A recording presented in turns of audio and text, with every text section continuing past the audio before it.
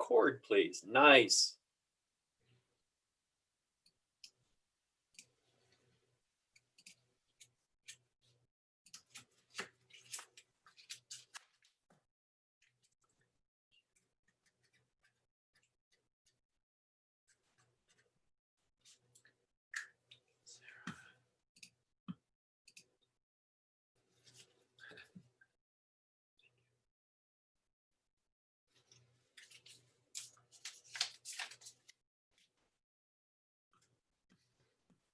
James, you should be able to record.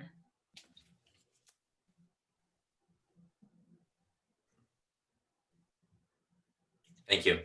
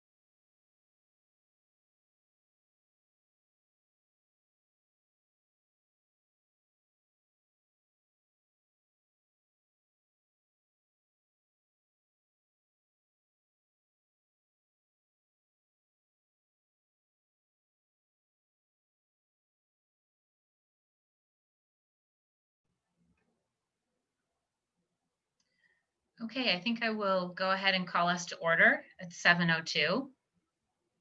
Welcome, everyone. I'll ask for commendations first, but if anyone from the public wants to make public comment, just go ahead and raise your hand, and I'll call on you when it comes time for public comment. Any commendations? Megan? I just want to welcome all the teachers back and thank you for a great first day on Monday. So welcome, everybody. Absolutely.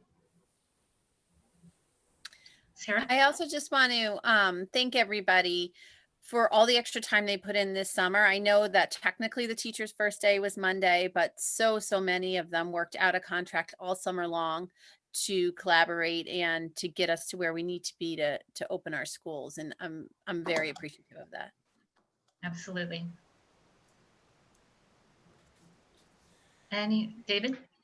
And I would just like to thank Cindy Schieffer from the building committee for all the work that she did on the public outreach for the signing of the final steel beam, allowing students and parents and citizens to come by and participate in the event, and also to Gil Bain for their support, Brian Johnson from left field, and everyone that made that happen. But, you know, Cindy did a great job coordinating that. Thanks to her and everybody else for a really great day on Tuesday. And we might talk about that later, but it's really worthy of recognition. So an exciting day on Tuesday for the school project.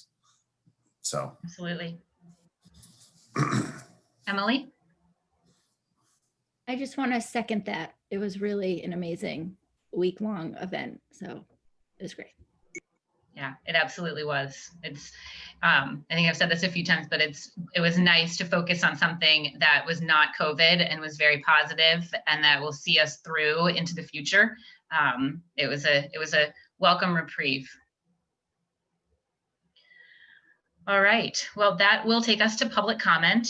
I don't see any hands up currently. Does anybody want to make a public comment?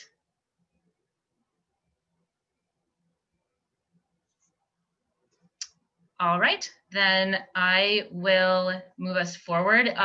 Dan Howells is going to join us at our next meeting. I did touch base with him, and he is planning on coming back and being our student representative again. And he's going to start on, I think it's the 17th is our next regularly scheduled meeting, and he's planning on giving a first day of school update for the remote program.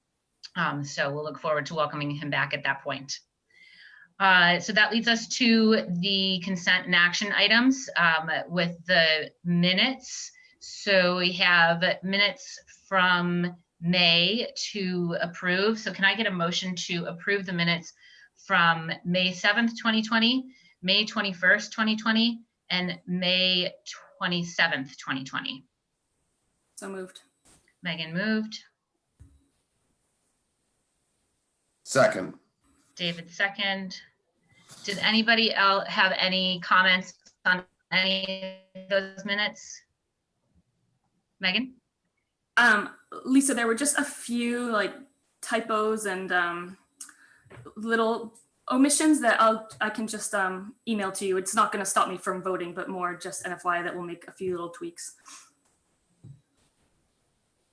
On May 21st, the second page, a roll call vote, the votes were only listed for the first 2 voting members. The last 3 were blank. So we'll just need to fill in how people voted as well.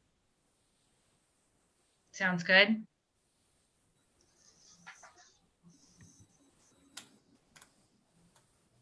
And you said that was on the 21st? Middle to second page. Yeah, middle of the second page on May 21st. All right, sounds good.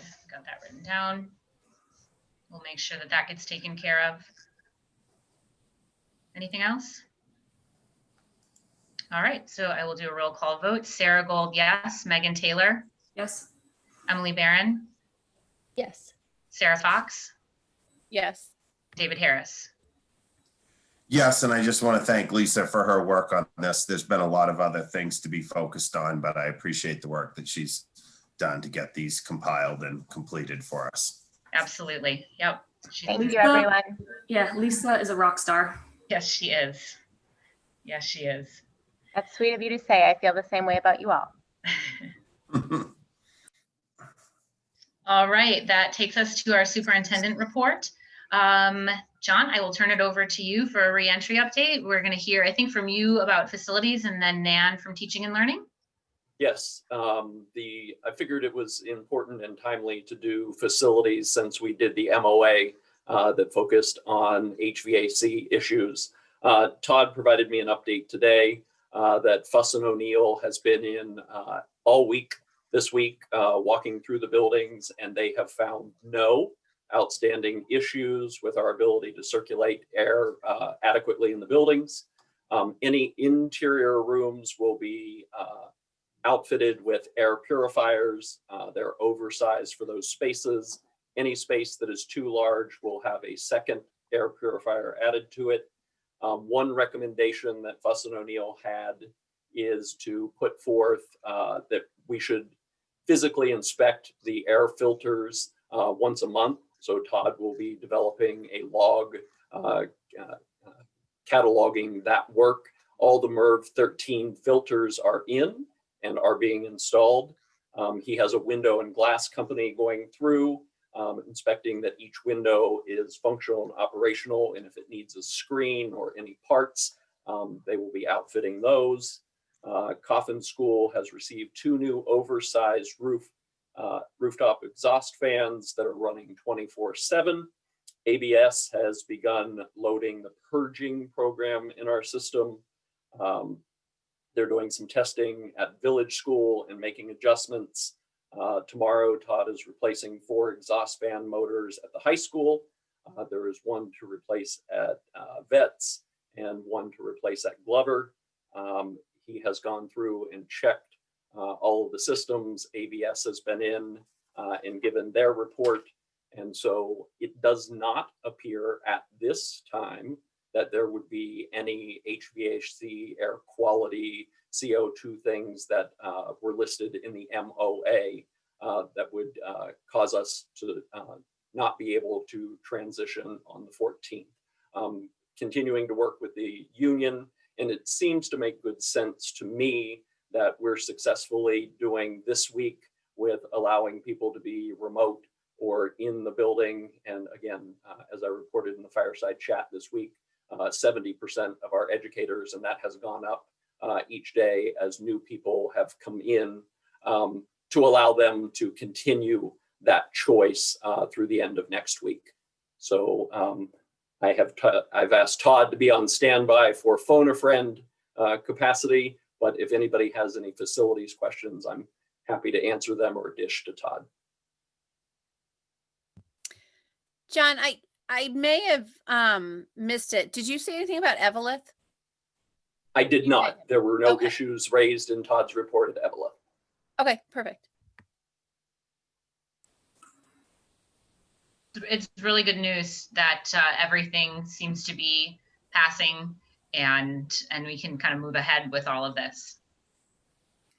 Yeah, a lot of work done in the past week or two. So Yeah, you. I would be remiss not to give Todd a huge shout out. He put in 30 hours last weekend, Saturday and Sunday, feverishly working to address that. And certainly people pull him aside anytime they see him in the building and say, Todd, can you do this? And he never says no.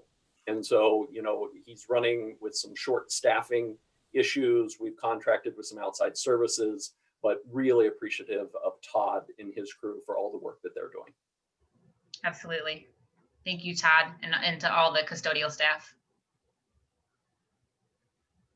Thank you very much. We're getting there.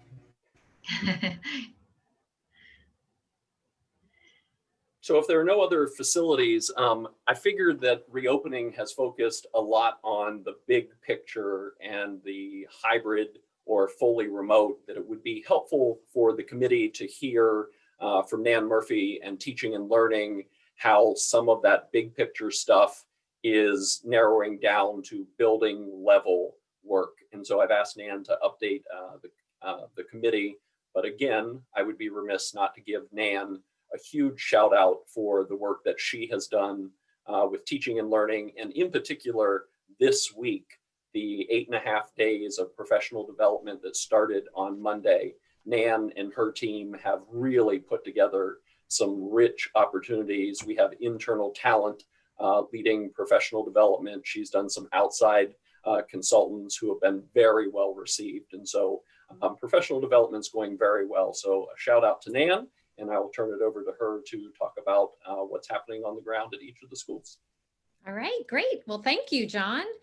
I am beyond excited for how this past week has gone. Welcoming back the teachers and actually getting to see people and get to know folks and put a face to some of the emails I've received.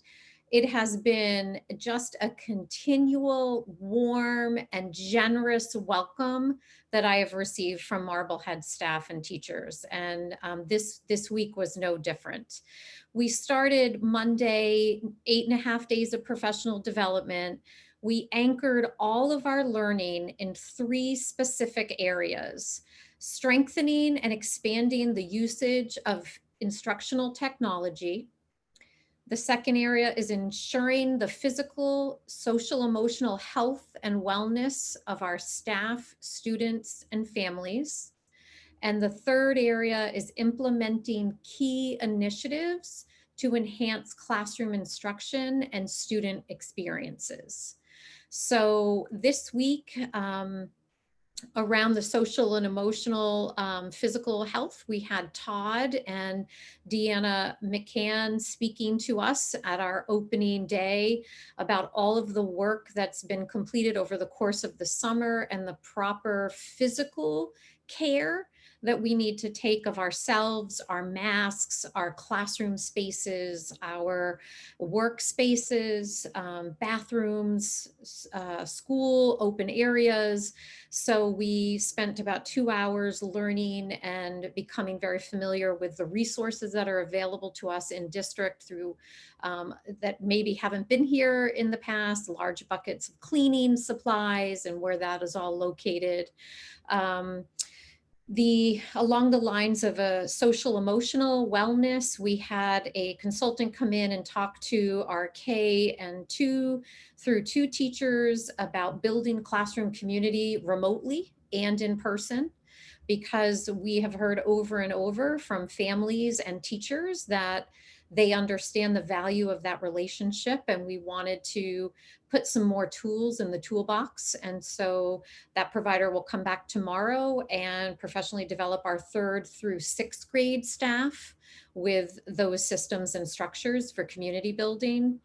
All of the principals took John and I up on an invitation to attend some PD over the summer with a small team of teacher leaders, and to come back with the intention of presenting what they've learned to their staff. And so that this week they did some professional development internally on engaging students and learners. And I attended a number of different schools in that PD, and it was outstanding. The principals and their teams did an outstanding job putting that PD together. We introduced a new platform in terms of technology to our K through 2nd grade teachers, the Seesaw. It is a warehouse. It works a lot like Google Classroom, but it's much more developmentally appropriate. And so we had some PD around that. Teachers were given PD around all the different variables within Zoom and being able to do breakout sessions so that they can do some small group instruction with students in small breakout rooms. Today I attended another phenomenal PD, which I was glad was recorded because I couldn't take my notes fast enough, on Screencastify, something that I have not used yet. So that's another really important instructional tool that I think was really well received from our Marblehead staff. And again, it was differentiated. We had our elementary teachers together, and then we will have our middle school team together for PD as well. We had internal Google Classroom users and various levels of expertise offer professional development differentiated. There were beginner sessions, intermediate sessions, and advanced sessions for our teachers. So it didn't matter what level you were, we were able to push you in your learning and your thinking and being able to bring new things to kids this year. And in terms of instructional support, we're not just about PD in the Office of Teaching and Learning. We are doing a lot of other great things. John and I welcomed 12 new teachers to the district at our new teacher orientation last week. Our collaborative teacher leader in that role is Sally Chevry, who put on an amazing welcoming presentation. She's aligning all of our new teachers with professional staff to serve as mentors. She'll be running that program with me, meeting with staff regularly, making sure that they have everything they need to be successful as first-year teachers. We also brought to the district Ames Web Plus. Ames Web has been an assessment tool in the district in the early elementary grades. We expanded it to now serve our K through 8th grade students. So I'm working with Rebecca Brand, and she's professionally developing all teachers in that grade span on how to implement the assessments, look at the reports they generate, and be able to use that data purposefully to plan and change instruction for the very next day, and also move intervention model instruction forward and using paras and tutors with that data. So that's exciting. I will be meeting next week with all of our cohort C teachers. Those are our teachers that are going to be in full remote teaching. So we will be working together to calibrate our expectations for students, talking about building relationships with kids, talking about communicating with families, and most importantly, talking about how do you stay connected with your in-school staff and colleagues so that you're all pacing and aligning instruction the same way. So students are getting what they need, regardless of the model that they're being instructed in. And I'm working with Michelle Cresta on really aligning our purchases in terms of instruction. So looking at updating some curricular materials, looking at what kinds of materials we currently have and where and how are they servicing students. And if there's a better way to serve students, we're looking to discontinue contracts and bring aboard more relevant and current contracts. I'll end with something that I think is going to make parents happy. We have implemented bringing Clever on board, and that is our new hub of logins, and it centralizes all of the emails that parents over the summer, I've been learning, have really struggled with in the spring. So there'll be one place for kids to go. It'll be very systematic and routine how they access their daily agendas and their Zoom links, their Google Classroom links, and hopefully help organize the household a little bit. So those are just some of the things that are happening. I welcome anybody, parents, teachers, to reach out, send an email. I've had a great opportunity to have people come into my office and meet with me.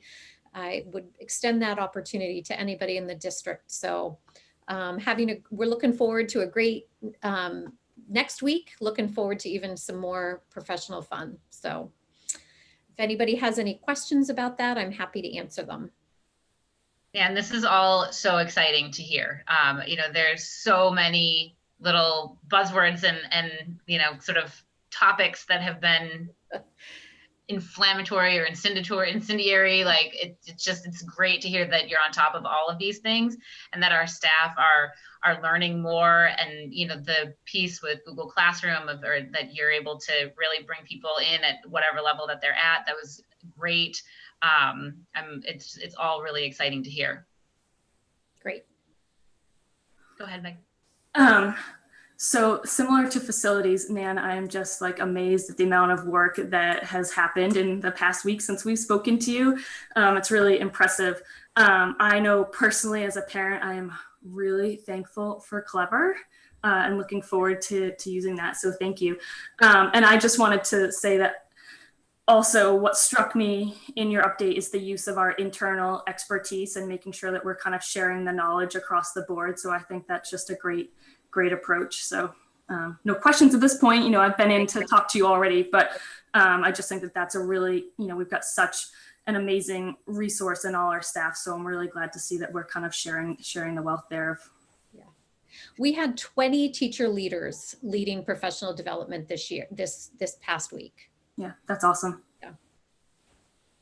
Nan, I love the train the trainer model. Do you foresee utilizing that for more professional development throughout, this year in particular, but definitely, in the next few months? Absolutely. Absolutely. Especially once we really get to some really exciting lessons that have been developed, looking internally for teachers to share really good lessons and structures and tools that they've found and located or developed themselves. So absolutely.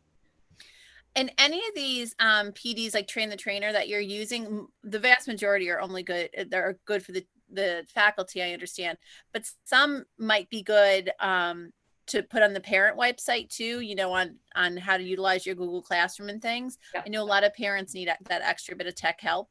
Yeah, myself definitely included.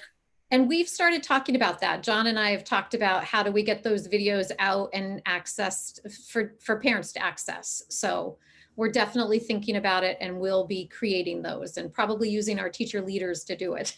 So Perfect. Thank you, Nan. Emily or David, any questions? No, I don't have any questions. It just seems like Nan's been here for years.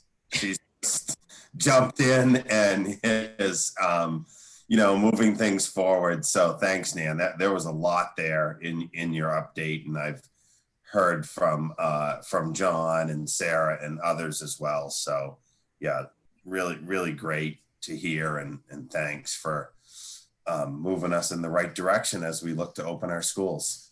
Great. Yeah, I don't have any questions. I spoke with Nan the other day. I popped my head in and she was able to answer them, which was great. So thank you for always being there. Yeah. To answer our questions. You got it. I really think that it was so wise to start things off with talking with Todd and Deanna too. I think, there's so much anxiety around, and whether it's Marblehead or a private school or any other district, there's so much anxiety around the nuts and bolts of facilities and how we keep each other well, that, I think it's so beneficial to be able to have access to those people who are coordinating all of that for the district. Agreed.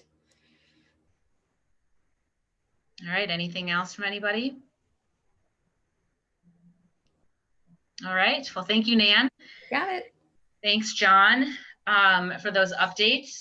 And that moves us on to the Northeastern Conference Fall Sports 1 conversation. Sure. So Before go I ahead, jump John. into the athletics piece, I just want to dovetail on something that Sarah Fox said about staff giving of their time this summer. And Sarah Gold, your comment about starting with the health and safety stuff. Deanna McMahon, as our nurse leader, has been exceptional. And she may be the only one in the district that answers email faster than I do. And there is not a parent or a community member or a staff member or an administrator that poses a question. And you can imagine at this time the number of questions about mask and hand washing and social distancing and contact tracing. And Deanna is right on top of it and responds immediately. So I think that she certainly deserves the shout out for that. Absolutely. In terms of NEC, I will give a brief introduction and then turn it over to high school principal and the athletic director. As with everything COVID, the best decisions are made in the moment, and then the conditions on the ground change and new decisions have to be made. And so when the NEC decided 803 that they would postpone to fall 2, that made sense at the time. Last Friday, the NEC superintendents got together, had further conversation because things were changing as a community went from red to yellow or yellow to green. And so we asked the athletic directors and the principals to revisit that decision, as we were hearing from our school committees that they felt perhaps not part of that process and would like to be more included in at least the backstory of how we got there. And so I've asked Dan and Greg to talk about that backstory today, with the understanding that I believe the athletic directors met today and the principals at the direction of the superintendents are scheduling a meeting where we can revisit the decision to maybe not postpone fall to fall 2. So I don't want to steal Dan or Greg's thunder, but they're going to provide you a little backstory. And I would, even though I'm told I don't need to, apologize that school committee was not looped in to this. But I think the superintendents, when we met last Friday, each recognized that school committee needed to be more a part of this decision. So I will acknowledge that and turn it over to Mr. Bauer. Good evening, everybody. I hope you're doing well. Just to give some background, as we know, on August 18th, the MIA, in collaboration with DESE, made recommendations and guidelines for athletics for this year. within that, there's two main points. Number one, there's a creation of a flex season. So in essence, they created 4 seasons.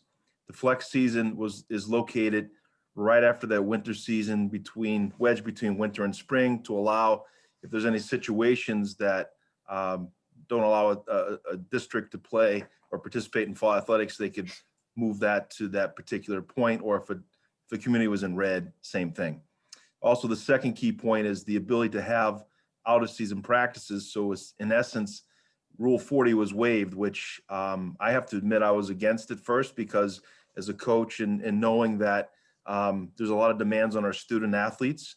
But at the end of the day, maybe that might have been a game changer too, in terms of how this decision process was going, because that would allow what we all miss, are those meaningful connections with our coaches and with our teams and such. So the principals we met on, well, actually the athletic directors met before us. They discussed a number of issues in terms of what it would look like moving into a fall 1 season, particularly with a lot of the complications with a lot of our league schools at that time going through tough situations, and just the overall piece of how would we logistically launch a fall season at this time. We followed the meeting, and basically how it works is they make recommendations, it moves to the principals, and we sat and discussed, it was a joint meeting of the athletic directors and principals, and we discussed the outcome of their meeting along with discussions from each of the NEC schools in terms of their feelings and thoughts and where we're going with this. And in all honesty, there were a number of things and factors that were discussed. And I think one of the big pieces at the time, there are 5 districts, 5 schools out of the 12 that were in the red category, which means they're not eligible to play in the fall season. They have to automatically move to the flex season. Number 2, there are 5 more schools that are starting remote. And with that piece, that means school committee approvals necessary in order to play in that fall 1 season. So at that point, that's 10 schools, 5 for sure couldn't play. The other 5 that really not sure where that would go. The 2 schools that were in the hybrid just need, superintendent approval to move forward. So that's problematic for a number of reasons, because that creates a lot of uncertainty in terms of where that would be, what kind of season would be, where those teams are, if a number of them move the fall to, a few are left behind. Also, the new guidelines indicate that if you're trying to find an opponent to fill schedules, you can't go outside of your geographic region. They really want you to stay close for obvious reasons and try to stay within your league. Those are some main pieces there too. The other part is that, the thoughts of like, what happens if the season starts, it stops? Will students lose those meaningful opportunities because, maybe they could have had a meaningful season in that fall to that flex season, coupled with a rich fall of practices and structured opportunities to meet with coaches. The second piece, quite frankly, is the fact of trying to start school safely, putting our attention on bringing our students back in, our faculty back into the building, following the guidelines and making sure everybody's safe. On top of that, making sure that is there enough time to really implement the guidelines that we needed to be for safe schools, for safe athletics. Major concern too with transportation, because as we know, transportation, quite frankly, is cut in half for bus capacity. We already struggle with transportation, and Marblehead's known for being difficult to get here, but it's also difficult for us to get out too. And will that put extra pressure on us to look at how that would work for transportation in terms of, will that increase liabilities? In terms of, does that limit opportunities for sub-varsity participation because of just transportational needs? So those items were floating around. Also too, certainly knowing that the other piece is working together as a league is important, because, we know they're tough decisions, and we took the information that was at that time, the best information that we had, to try to make a decision that would best fit the needs of individual communities as well as the league to work together for a number of those factors. And certainly the piece that kept running through my mind is the fact that our students are missing contact and connections. Totally get it. We need to be able to provide opportunities. Greg and his subcommittee have done awesome work in trying to create structures for our student athletes, but also all of our students and whatever extracurriculars we can come back to, because we can't forget the other students as well. I know I'm getting off track. So we're looking at, can we provide, again, the great practice opportunities, and then knowing, and obviously, knowing that the fall 2 season begins February 22nd through April 25th. I know you can't get on the golf course on February 20th. I know that. I know you're not going to be on the cross country trails on February 22nd, but can you couple the fall experience with great practices and then change your competition period in that fall too, to match almost as many competitions if you work it the right way? Obviously, weather is always a factor in the spring, and we know that. And certainly New England is a challenge as it is, as well as facilities, as well as making sure that, again, we work together. And certainly knowing that we have, I think, one of the best trainers around, knowing the fact that one trainer for typically, we're very well known for our participation, being able to make sure that all those guidelines are in place for safety, for all the sports, all the coaches and everybody, that just really certainly has kept me up at night, but maybe that's because I'm old and that's what happens. Because I, as anybody else, value extracurriculars. That's the strength of our school, strength of our community. So these decisions aren't easy. And certainly, as we went around the table, everything was dubbed out, and it wasn't about taking away an opportunity. It's about being able to preserve as best as we can an opportunity to allow participation in that Flex 2 with fall interactions as best as we can. So we took the vote. It was 903. And then really what happens now, it's a recommendation that moves up, moves along. And that's where we're at this point. So, the other piece too of indicators to think about, and I know this is keeping Greg up at night, is that the Sports Medicine Committee came out with sport-specific recommendations in terms of modifications of rules that certainly will change some of the dynamics of games. And I don't have all that memorized yet, but I know the game of soccer will be very different, and certainly field hockey. But more importantly, safety guidelines, including measuring temperature for every athlete that comes in for practice and for games, and monitoring that, as well as also monitoring attendance very closely. Then obviously, if there's transportation, the seating charts within the bus, as we'd have seating charts in our classroom too. So obviously we're talking as a league of principals, and we have another meeting tentatively scheduled for early next week.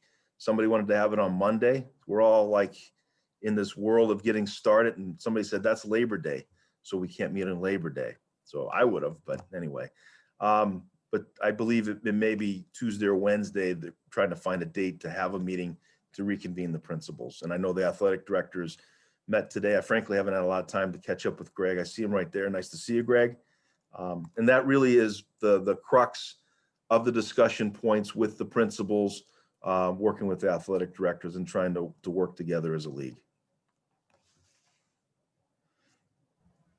Thanks, Dan. Greg, before I open it up for any kind of questions, do you have, Dan just mentioned the sports medicine stuff. Do you have any information that you can share on different recommendations that are being made? I'm assuming it's to kind of keep students as safe as possible. Yeah, so just a few of the key points that are kind of overarching points. This is for every sport, not sport specific. Like Dan mentioned, you have to have your temperature taken and have a checklist filled out before every single practice or every single game every day for every kid, which is very time consuming and requires a lot of staff or a lot of time from one staff member. There's no locker room usage anyway. That's just one of our rules, but any bag or athletic bag that a student athlete brings in has to be disinfected before and after every practice or every game. They can't keep them in lockers. They have to be 6 feet apart from any other kid's bag. Let's see, there are face coverings that have to be worn at pretty much every single event during pretty much every single time. That goes for coaches and officials as well, not necessarily just our own kids. We have sport specific wise, like Dan mentioned, there's some dramatic changes in soccer and field hockey. Soccer is not really even soccer anymore. It's so different. It's it's not going to be the same thing. If you want, do you want to get into specifics at all? I'm not sure if that's what you're looking for. No, that's okay. I think, Okay. yeah, but I'm glad to hear that, I'm kind of on the mask path. So I'm glad to hear that masks are being looked at and utilized. Dan, did you want to add something? I was just going to ask Greg too. I know that there was recommendations in terms of fans and spectators too through there, but I haven't caught up with Greg on that because that's certainly a big factor as well. Mm-hmm. Yeah, so they've kind of left that up to individual leagues to decide upon. Obviously, if fans are going to be coming to the games, they have to be socially distanced. They're supposed to be wearing their masks at every game. But again, that's going to require someone to make sure that they're actually following those guidelines. And again, if it's going to be by league, it has to be kind of a league-wide decision, or it's going to be, different at Danvers versus Beverly versus Swampscott versus us, and that can be create a challenge as well for us.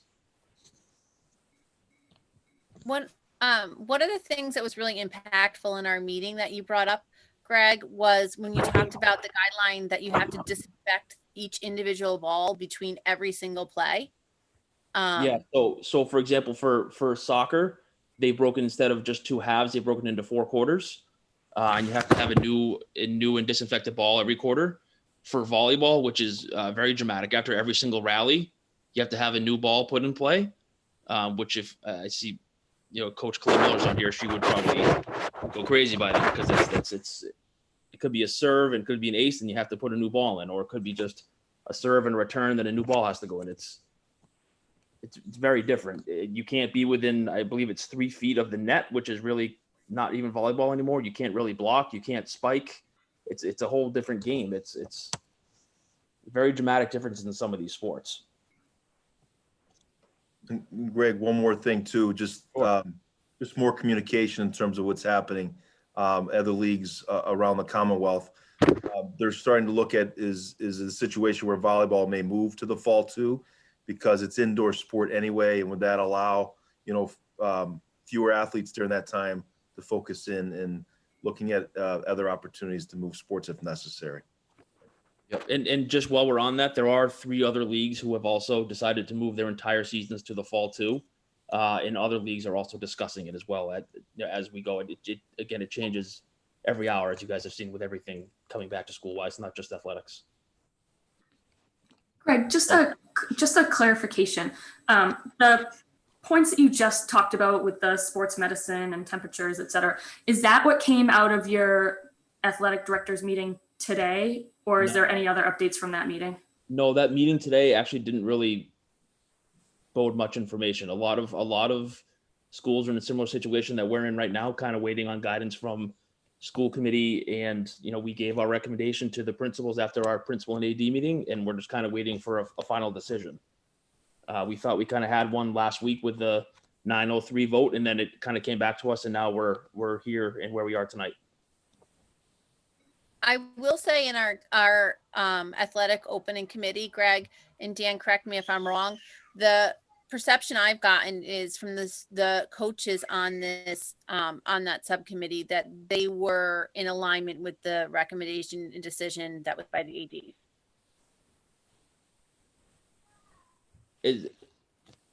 So the survey that we sent out to coaches was more so for this actual upcoming fall season. Oh, no, not the survey, but the coaches on our committee were supportive of what the ADs decided. Correct, yes. Did these modifications, are these just for this fall, or is it for the whole year? So right now, this is for just the fall, because teams that are actually participating this fall throughout the whole state are going to be following these guidelines. They're going to be meeting, I believe it's October 29th is their next time they're going to be looking at the winter modifications for all the other winter. Okay, so it's by season that they'll make? Correct, yeah. Okay. Greg, was there any talk in that sports medicine piece about any of the pieces coming back, especially as the Big Ten and some of the other college leagues are looking at the cardiovascular effects on student athletes who have tested positive for COVID and how competition could be harmful to them? Truthfully, no, that hasn't really been brought up, at least not at our level quite yet. There is that whole, it's a COVID-19 task force at the MIAA. and they are kind of the ones who present things to the board of directors, who then gets voted on and then kind of passed down to us. But there really hasn't been a lot of that information given to us, to answer your question. Okay, thanks. I think it's really important for the school committee to understand as well that Greg has presented into the reopening athletic and activities committee options to still keep kids active at an intramural level. And actually it will be opened to children or to students who might not have played at a competitive level. It will be open to everyone is my understanding. So there will still be these social, emotional, and athletic opportunities. It just will stay within our school versus, Megan? In that scenario though, are we still required to implement those same recommendations that you just walked through, Greg? So if we're going to be just within our own district, Yep. some of these rules are a little bit more relaxed. This is more for when we're going against other schools and having, inter-school competition. If we're doing more of an intramural piece, there are EEA guidelines that are out as well. That is more so geared towards like adult leagues or youth sports that are out there, and they're not quite as stringent as these ones. So for example, like the temperature taking in the locker room, are those some of the things that I don't think the locker room's going to be used anyway, just because that's indoors. I don't think we're going to have our kids go inside anyway. Okay. But the temperature taking piece, I don't believe that's part of it. Okay. It'd be just like we were having a practice for Okay. an out of season team right now. Okay.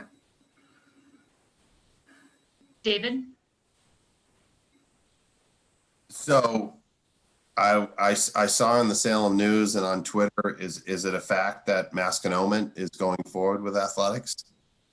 Yes. Yeah, so they had their school committee meeting last night, and they voted on having Masco play in the fall one season, or your regular fall season. So who will they be playing if nobody else is participating? I think that's kind of the major issue right now, is they would be currently alone. Like I mentioned before, I know that some schools are kind of waiting conversations like we're having right now to see what's going on. Yeah. John? Well, Sorry. David, I go think ahead. John just wanted to add something. David, hold on a second. Okay. Go ahead, John. No, I think that's a beautiful segue into, I wanted school committee to have the opportunity to hear the backstory. The superintendents, when we met, wanted to see if there is a path forward beginning October 2nd for us to consider the fall season of play. And so I think Masconomet was the first to jump out there. And so this evening, if the school committee would like us to explore a path forward, having fall sports in the fall season beginning on October 2nd, for Marblehead, that accomplishes two things. First, because our hybrid model begins on October 5th, it does not require a vote of the school committee because we are in remote. If you are in remote learning, DESE is asking that it is a vote of your school committee to approve interscholastic athletics. And it also gives us the opportunity to have a couple weeks of school to address some of the concerns that Mr. Bauer raised, that the principals were concerned about getting school up and running safely. So I think that is the decision before the committee this evening is, would you like to join the NEC? And I can anticipate from the conversation last Friday that superintendents would like the principals and the athletic directors to explore the feasibility of at least offering some fall sports beginning on October 2nd. Can I just clarify on that, John, though? If it starts on October 2nd, how does that affect the overall season? Do they still have the same number of competitions? Is it still a full season? You must have heard my conversation with Mr. Bauer this morning. I asked that exact question. I think that it will condense a season, and certainly MIA is not doing any tournament play, but we would have to see who is moving forward with the fall season, like if it's just Masconomet and Marblehead, which I do not anticipate that being the case based on the superintendent's conversation. How many are going to do that, and what would a schedule look like within the league? Megan, November 20th will be the last day of the fall Okay. season. Okay, thanks. And sorry, David, I'm sorry if I'm jumping over you, but just one more clarification. Because when you mentioned, Dan, that there were 5, you said 5 of the 12 were red, 5 others were remote. We were considered remote at that point because even though we're moving Correct. into a hybrid. Okay. Sorry. David, I know you kind of jumped on. Sorry, David. That's fine. Do you have any other questions before I give Emily? No, I just want to thank Dan and Greg. I mean, what can we say, right, Dan? We all know, you're down at Seaside at baseball games and field hockey games. You're at football games. You're the principal of the high school. You're as much as a sport promoter as anyone. Greg is our athletic director. Clearly, that's what his job is, and I know it's difficult what you're going through, and I know that you're putting the safety of our students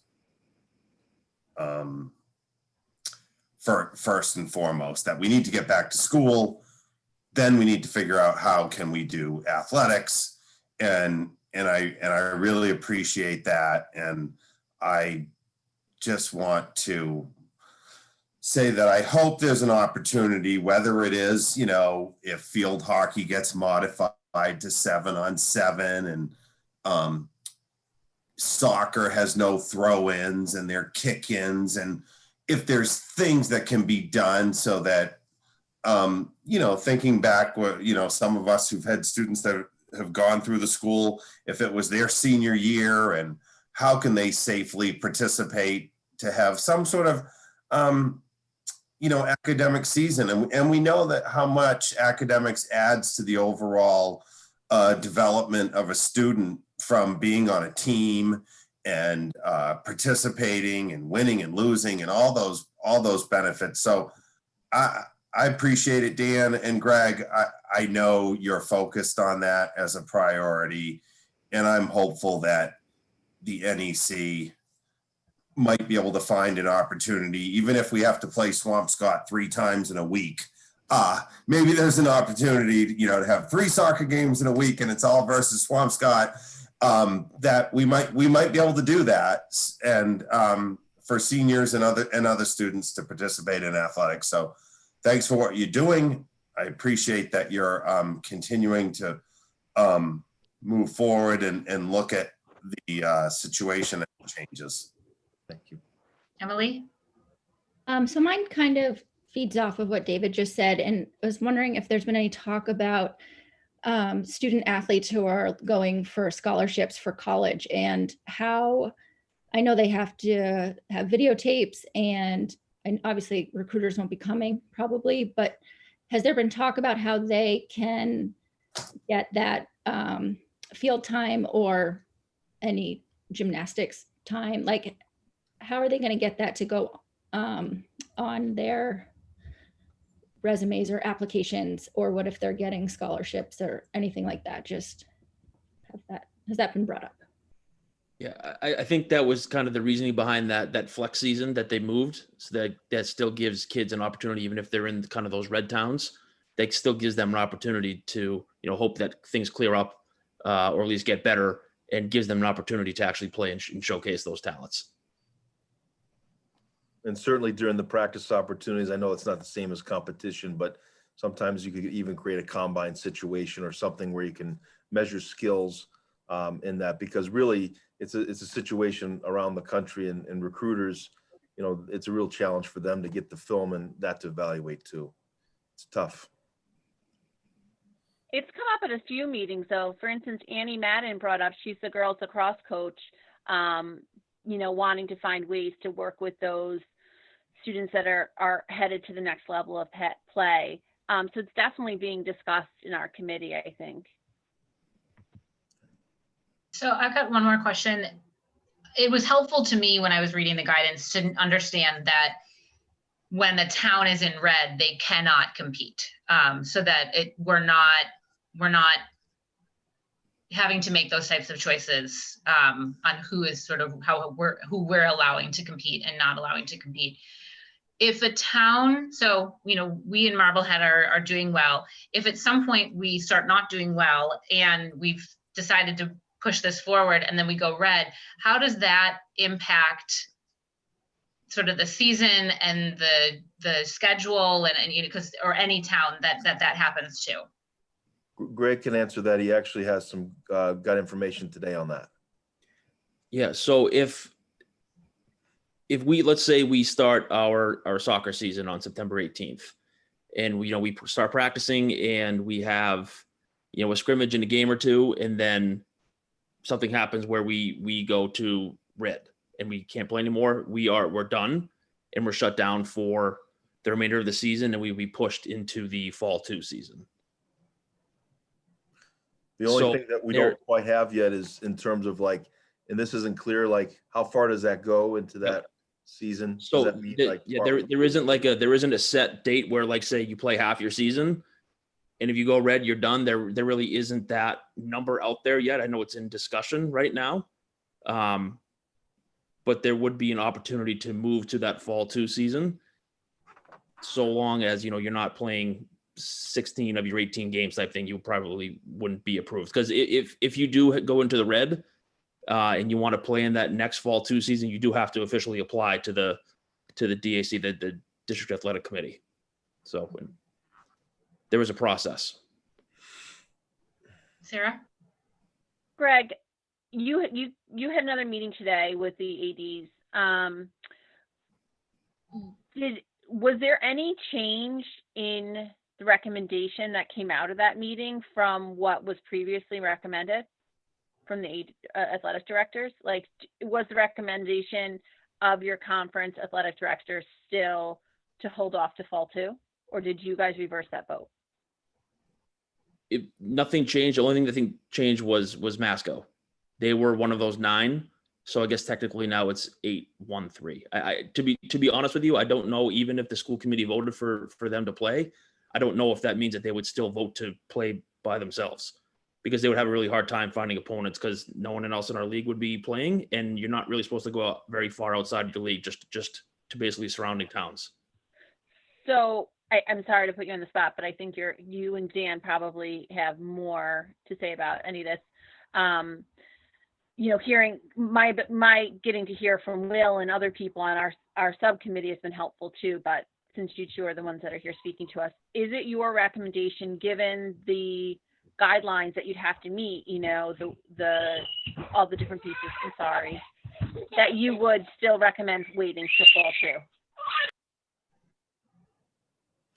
Well, I think at the end of the day, I mean, that is a tough question on this piece, because, out of fairness, not to cop out of the question, but out of fairness to the league and to everybody else, that's, I think, the main purpose that John said was for us to come back and talk about it as a group and see if we could certainly make any modifications to the initial recommendation, because we'll come back with the recommendation, I'm sure, if that one is modified and changed. So certainly I'm not going to go alone on that decision without Greg and our people in terms of what we need to do, because at the end of the day, it has to be a very well thought out decision, and things change so quickly because tomorrow maybe those other red are no longer red, and who knows. So that's as best as I can give you an answer on that one right now. Absolutely. Yeah. So I've got 2 questions right now. So if we vote to move this forward and move ahead with the fall 1 season tonight, it isn't necessarily a done deal. No. And then one question pertaining to budget, given the transportation pieces, what type of budget implications does that have? And would that need to impact something like student user fees or the student activity fees in order to cover the possibility of additional busing needs? I think that's a safe assumption. I think if we were to move forward with fall and we were traveling and could take half the number of students on a bus and would have to take 2 buses or 3 buses, that would certainly have implications that then we would need to look at user fees as a means to compensate or accommodate that. I think the question before the committee tonight, before you, is you're not going to make a binding decision. The vote for this evening, if you were to vote, is to ask Dan and Greg to go back to the NEC to see if there is a viable path to start on October 2nd and have some modified fall sports. And so that would really be, you're not voting to play fall sports.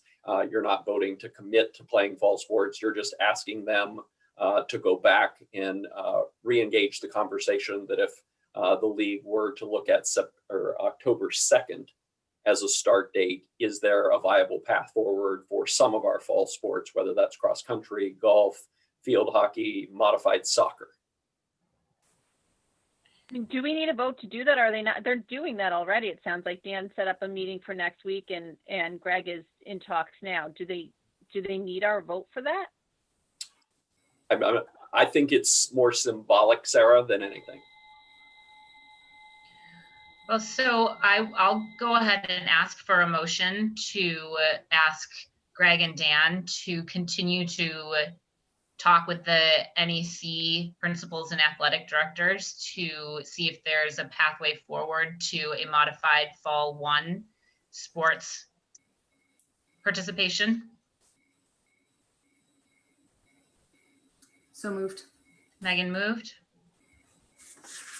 Second. David second. Do we add the date in of October 2nd? I think that would be helpful. Okay, so Sorry. we'll amend that motion to October remember. 2nd start date with an Okay. October October 2nd start date. of the season.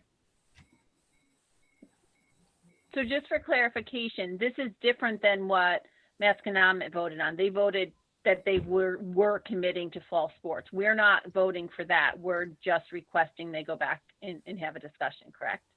I believe that is this motion that Sarah has made, or the motion that she's put forward. So I think I need a second on the amendment. Second? You Oh, I can't. made the amendment. Sorry. I'll second. What I'll was- second. Okay. So, all right, so I'll roll call the amendment first. Well, So do you have What was the something amendment? to add October 2nd Okay, as the start date? So Sarah Gold, yes, this is for the amendment.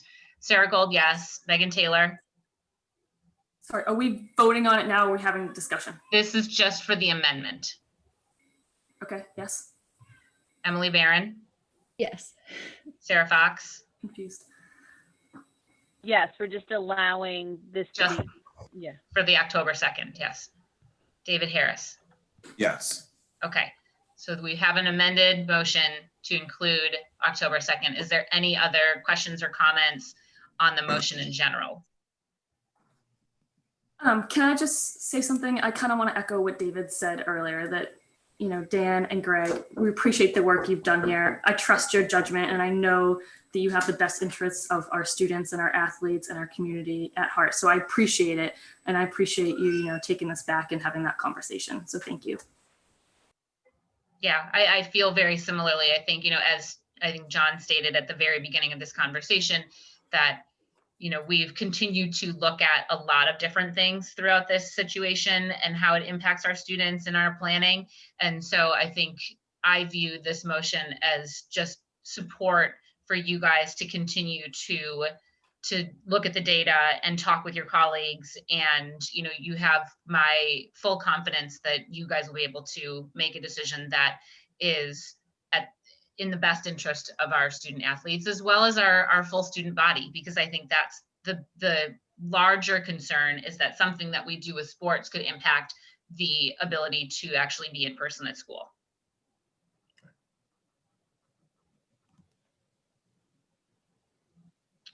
All right, anything else?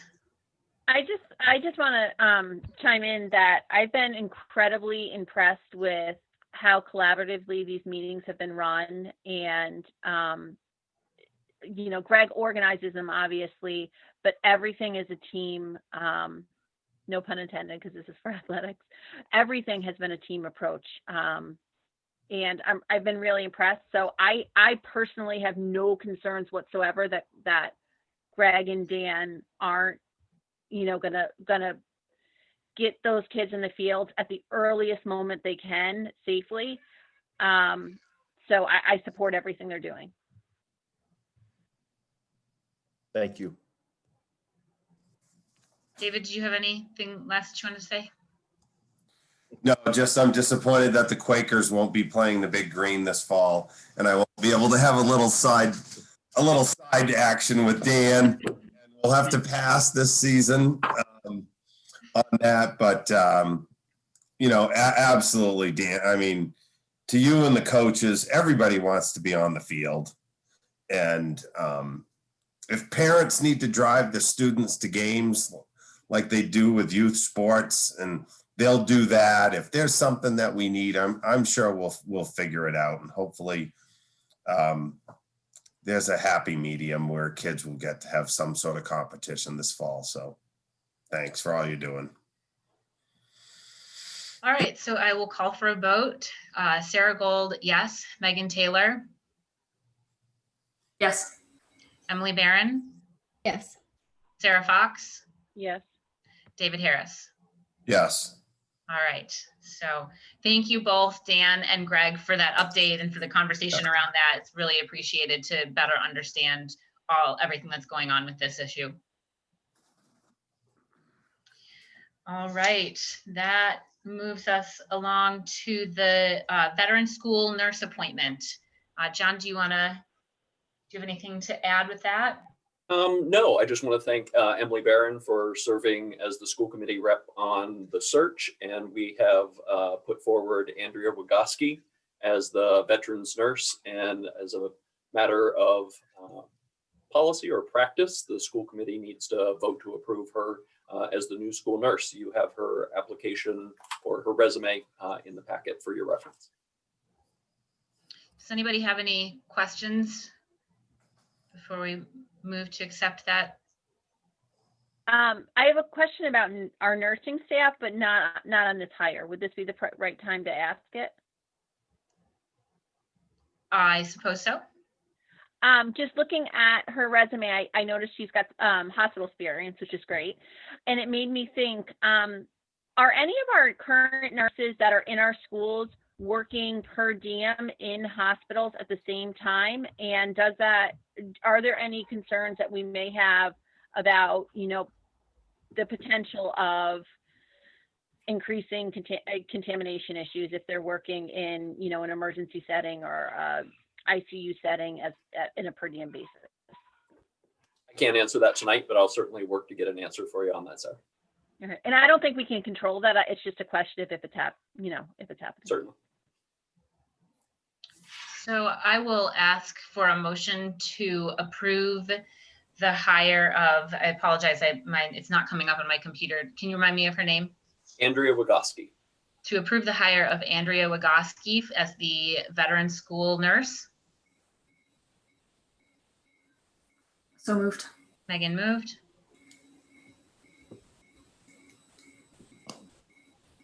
Second.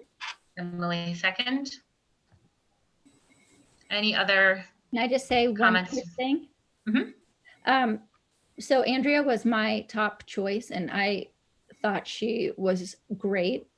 She had a wonderful interview, and she was young and enthusiastic and willing to learn. And I think she will make a great addition to the school. And because she's kept talking about working with everybody in the school and being a team player. So it's a really great choice. Great. Yeah. Thanks for that. All right. I'll roll call. Sarah Gold, yes. Megan Taylor, Yes. Emily Barron, Yes. Sarah Fox, Yes. David Harris. Yes.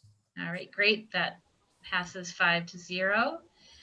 And that leads us to the approval of the handbooks. Yes, rather than have each principal or each level give a presentation or read through the materials that they provided, I just have them each on standby in case there was anything in the proposed revisions to handbooks that people had questions about. So I think the only question that I had was the elementary handbook the changes did not include adding the mask policy. So I was just wondering if that needed to be added to that handbook as well. I think the mask policy should be in each of the handbooks, so I can circle back to the elementary school principals and just ask them to make reference to the adopted mask policy. That's Great, a good catch. thanks. Thank you. And I Sarah? noticed at the elementary level that at Glover, they talk about how student behavior, I forgot the exact term, but student behavior on remote is the expectation is the exact same as in the classroom. And I wonder if that's not something that should be at all the elementary school handbooks as well. And then my last question was, and my sense is that I understood it correctly, but that we've relaxed the attendance policy at the high school. We won't be requiring a doctor's note, and there will be no grade given of no credit for attendance. That is a great question, and I'm going to go backwards and address the high school piece first because Dan Bauer and I met this morning to discuss that, and that's going to be a rescinded recommendation for an update because Dan would like to consult with the faculty at the high school before making a change to that attendance policy. So what you would be voting tonight is no change to the attendance policy as written at Marblehead High School. And in terms of the elementary schools, yes, that would be a uniform expectation among the elementary schools. Should we hold off on approving the high school until we have that language for the attendance? Just because if we approve it right now, we're saying that in the middle of a pandemic, we're okay with the doctor note piece. And I think our local pediatricians and physicians will revolt on that. You certainly can. My experience has been that you can add an addendum or to a handbook once it's voted if conditions change or circumstances necessitate an update to the handbook. But we can certainly hold off on the MHS handbook if the committee prefers that. My concern with that being, I know for example, the pediatric practice in town, if you have a fever, they won't see you. So if a child is absent and needs a note, they'd have to go to an ER or an urgent care because the practice won't actually see you in person if you're symptomatic of anything. So we may be kind of sticking these families in a catch-22. So Emily and I have a policy subcommittee meeting tomorrow, and there's a policy for the Title IX pieces that needs to be looked at. So basically, the intention is to be able to hopefully present that at some point next week and then vote it at our next regularly scheduled meeting. And so my anticipation honestly would be that we might have other COVID related policies to add at that point too, so that there is probably a reason to go back and add this addendum to the high school handbook regardless. So in my mind, I kind of wonder if it wouldn't just be worth having a past handbook for the official start to school, knowing that we'll be back to look at these policies and probably add some things to the handbook before students ever even come into the school. Through the chair, that seems to make sense that maybe we hold off on officially voting on handbook changes until the second meeting of September, knowing that policy subcommittee is going to meet and make some recommendations. And if Dan, that would then allow Dan the opportunity to consult with the high school faculty about changes to the attendance policy. Can I ask this question? Do we have any requirements to have past handbooks before the start of school? I'm not sure I understand the question, Megan.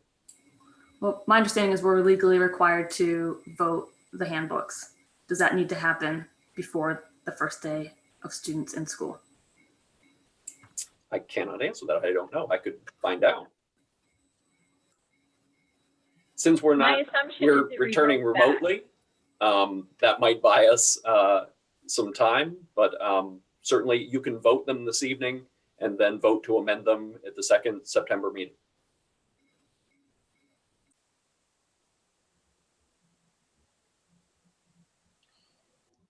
No, my understanding is we have to have another meeting, school committee meeting, before we actually go back to approve the collective bargaining changes. So we'll be meeting before school starts back anyway. Why don't we just do this at the same time? That's okay with me. John, if that works for you, if you think that, hopefully Dan can get information on that. And then again, we would have the policy piece a little bit more ironed out. Good. And then again, for Megan's, because Megan, I have that concern as well, that we need to have something passed before school actually starts. So that sort of helps us out on that too. So we'll be passing it. And we can, if we don't have everything ironed out, we can look into whether or not it needs to be passed before school starts as well. So I guess you would entertain a motion to table approving handbooks this evening. So can I get a motion to table approving handbooks? So moved. Megan moved. Second. Emily second. Any concerns along that line before I call roll call? All right, Sarah Gold, yes. Megan Taylor, Yes. Emily Barron, Yes. Sarah Fox, Yeah. and David Harris. Yes. Okay, so we will table them, looking for them to come back onto the agenda at the meeting that we'll discuss under new business for next week. All right, that brings us up to the schedule of bills. Can I get a motion to approve the identified schedule of bills totaling $2,626,734.23?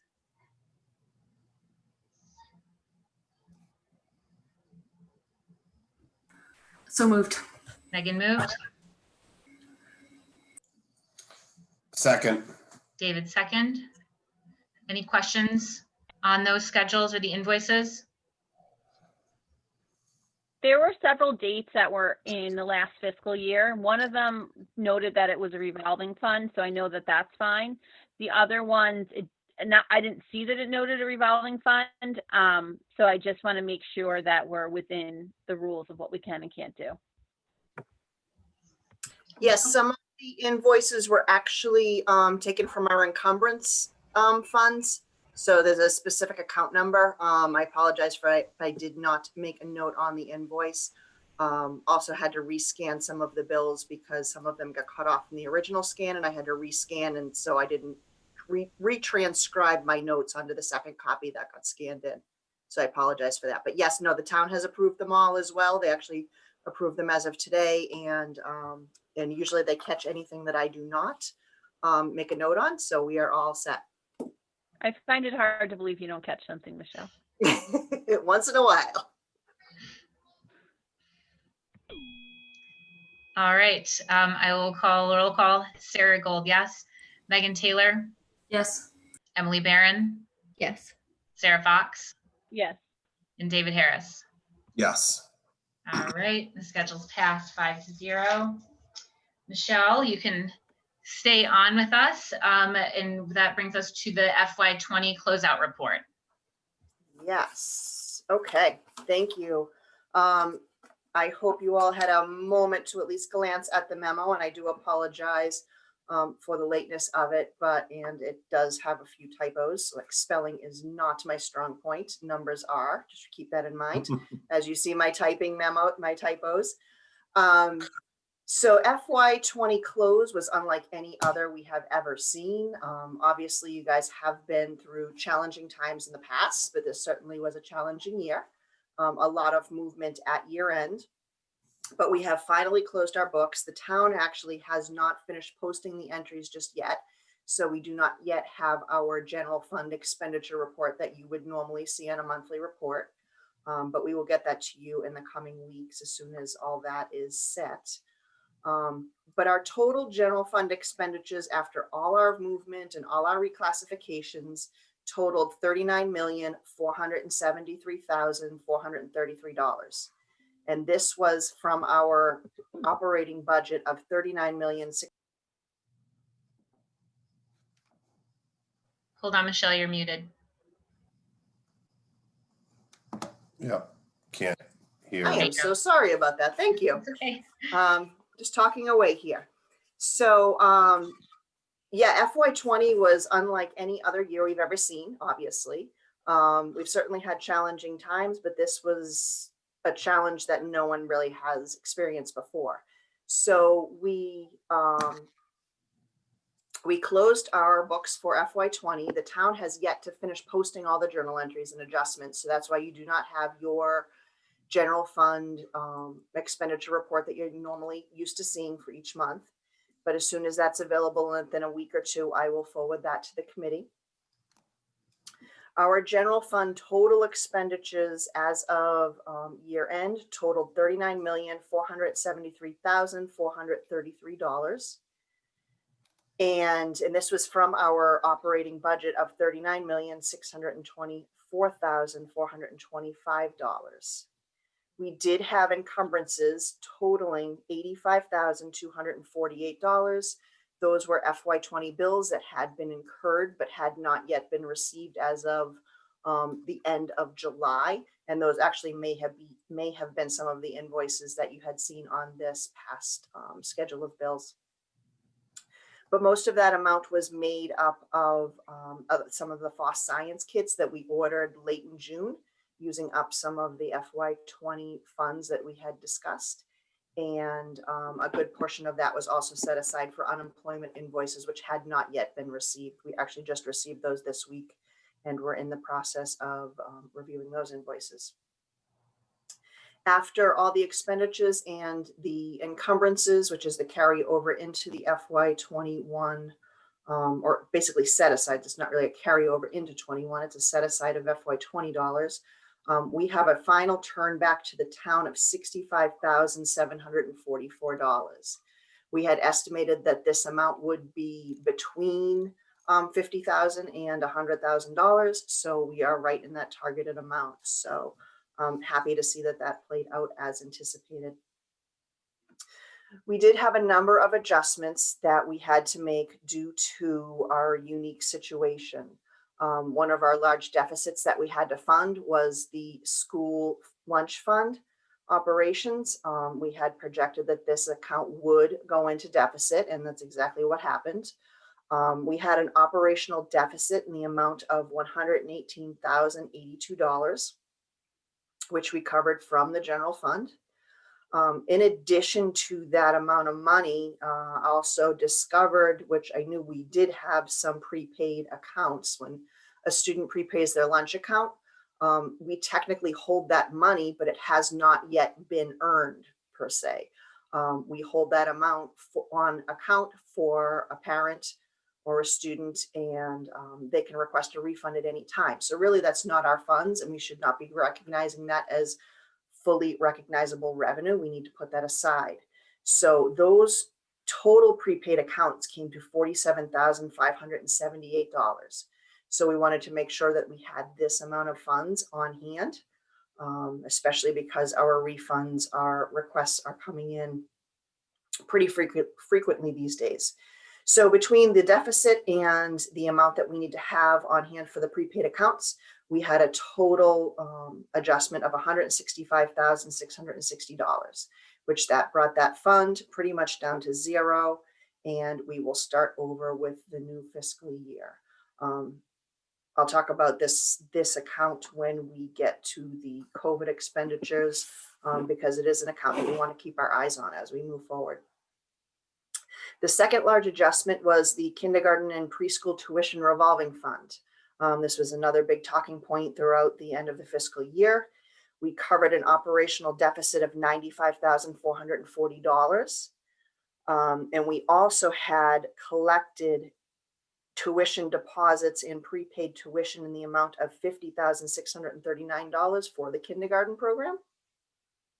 So we wanted to make sure we fully carried that over. And at the current time, we are in the process of refunding all those dollars, which will be done by the end of this month.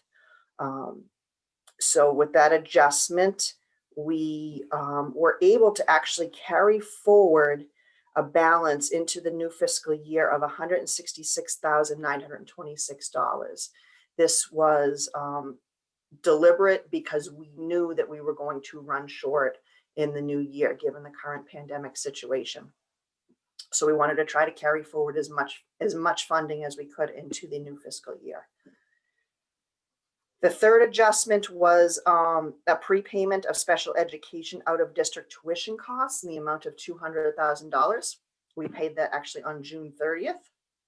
And that was an agreement to reduce our FY21 operating budget. So we do need to keep that in mind when we prepare our budget for next year, that this was a prepaid cost that was charged to our FY20 budget, not our FY21 budget. And the last adjustment we made, which really wasn't an adjustment, but it was ordering ahead and paying for one-time costs. Most of that was part of the FOSS science kits and some math curriculum. In addition, we paid some other small one-time costs. This was all above board in agreement with the town.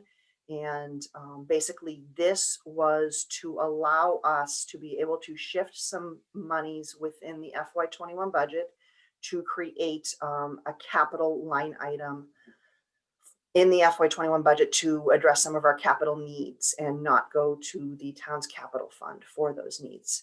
So that amount of money totaled $87,544.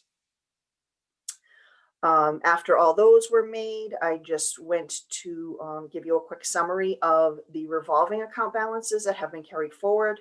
They're in the bottom of that memo. So for user fee revolving fund, we have $31,736. Our tuition revolving fund for our foreign students totaled $84,100.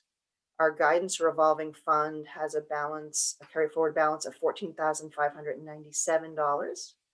Our special education tuition fund has a carry forward balance of $75,740. Our building rent revolving fund has a carry forward balance of $82,569. Industrial arts revolving, $13,067. Kindergarten and preschool tuition that we just spoke about was $166,926. Athletic revolving was $26,353. Lost book revolving, $1,604.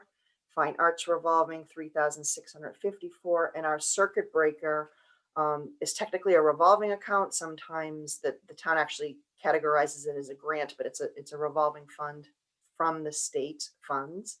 And that has a carry forward balance of $83,689.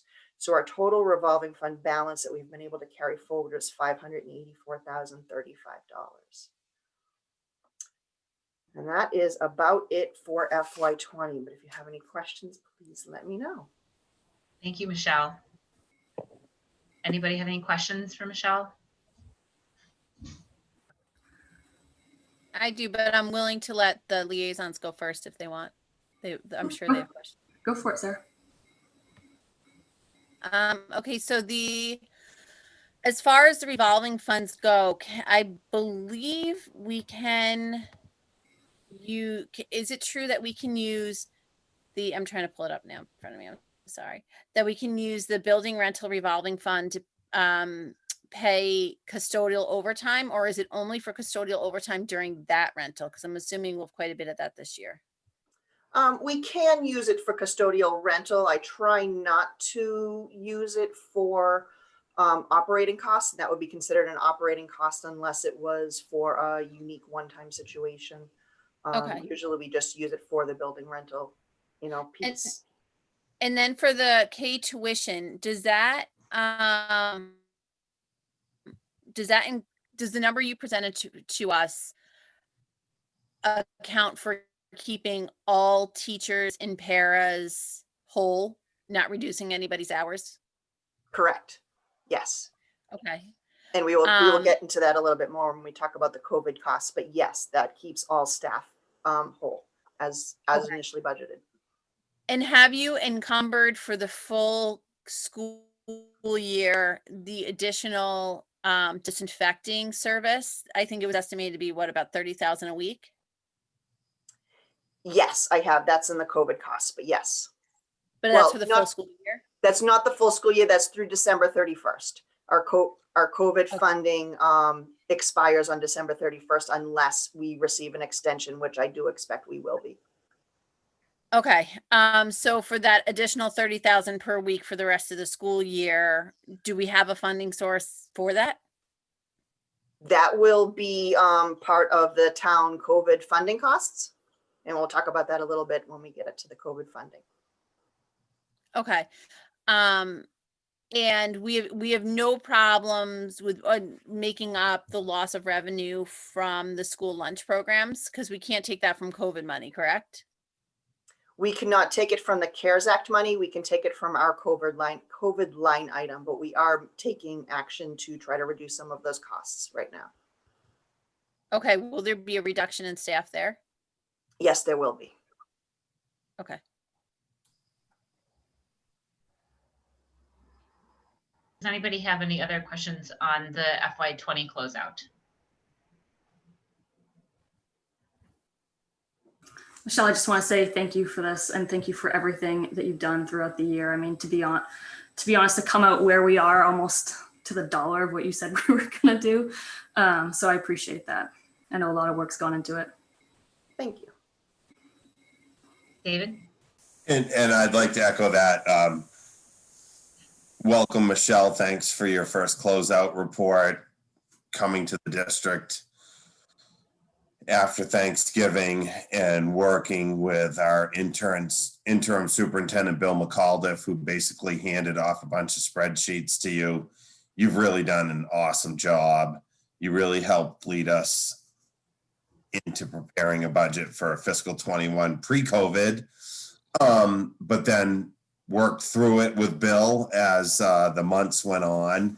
And this level of detail is very much appreciated. And I think it's really, I also want to say, I think it's really good that we have continued to support the school lunch program and fund what is needed for the district and for students that participate in that program, and we'll work through that and every other just adjustment that might come up, whether it's the kindergarten tuition and all these things that are going to happen over the next couple of months. So thanks for this report, and really appreciate it. And I can also say, I mean, I know it's an exceptional year, and COVID contributed to some of the balances that we had in our budget, but it's really good to see the open communication with the town and the town finance department. And when we were trying to close the gaps with the subcommittees working together to figure out how to prepay things and how could we make the budgets work, it was just a really good process, and I'm hopeful and confident that that will continue this year. So thanks. Thank you. Michelle, one question that came up a few times at the athletics meeting is it reminded me when David said we recaptured savings. I know we recaptured about 71,000 in savings from coaching salaries, but we'd already taken those user fees at the beginning of the year. Are we concerned at all about how we might facilitate that again this year, paying a portion, because families might not be inclined to pay a user fee at the beginning of the year if there's no sports? And just, can we talk to that a little bit? Because am I correct in that we fund our coaches' salaries 100% through the user's fee, or does some of that come out of the operating budget? 50% of the coaching salaries comes from the operating budget and 50% from user fees. Okay. Right now, it's quite a tricky situation, not knowing if we're going to have sports or a portion of sports or what we're going to do, because I would assume if our sports opportunities are reduced, then our coaching salaries will also be reduced. So I'm hoping that would be a wash. But as you see, we do have some funds within the revolving funds. We can certainly be creative and moving around some of our operational costs that were really anticipated to be charged to a general fund, and use them to use the specific reserve funds if we ever need to. I should note that of the 584,000 in the revolving funds, really only 166,000 that's in the kindergarten tuition account is really earmarked at this time. So the rest of the funds really are not budgeted to be used anywhere in particular, which is a great thing, because that's something with this level of uncertainty of what we're encountering this year. We do have that flexibility. So as a school committee, when we talk about, what this fall season looks like, and there's this idea of this 3-week potential or maybe something else of intramural play, will there be, and what would it be, a user fee? Because although we all know our coaches aren't in this to get rich, they're here because they have a passion and they love it. Plus we see what we pay them, so they're clearly not getting rich on it. But I also think we can't ask them to volunteer.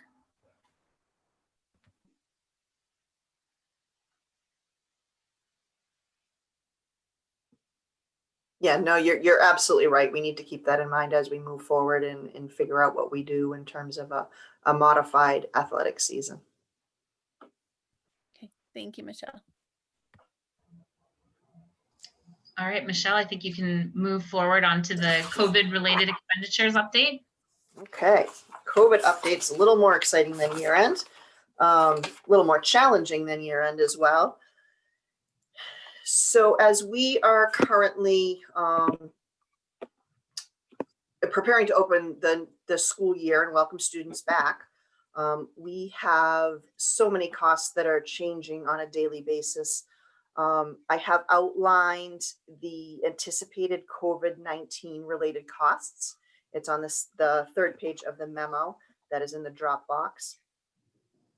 The sheet also includes the total CARES Act and COVID funding currently available to the district, to the school district, and not the town necessarily.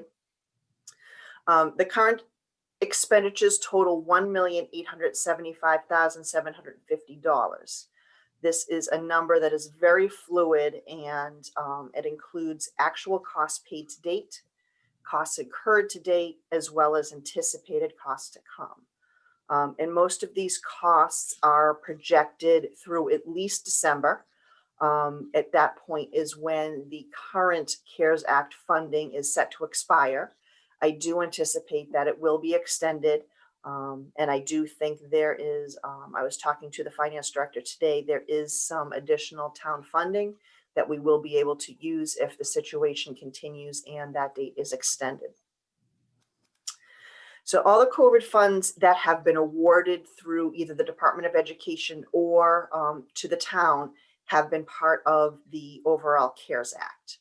So the CARES Act, we have received 2 grants from the Department of Education, or DESE, one in the amount of $91,612, which is a grant that we can actually use over 2.5 years.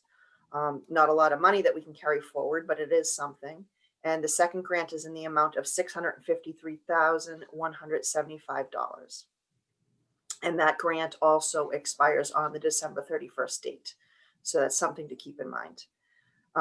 Also, we have a line item that we created at the 11th hour in our FY21 budget process for COVID-related funding of $168,699. That can be used for anything, basically. It's in our operating budget.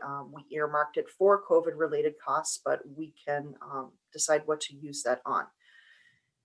And lastly, we are able to close any gap with a good portion of the town's funding that they have received from the CARES Act. They received a commitment of 1.8 million.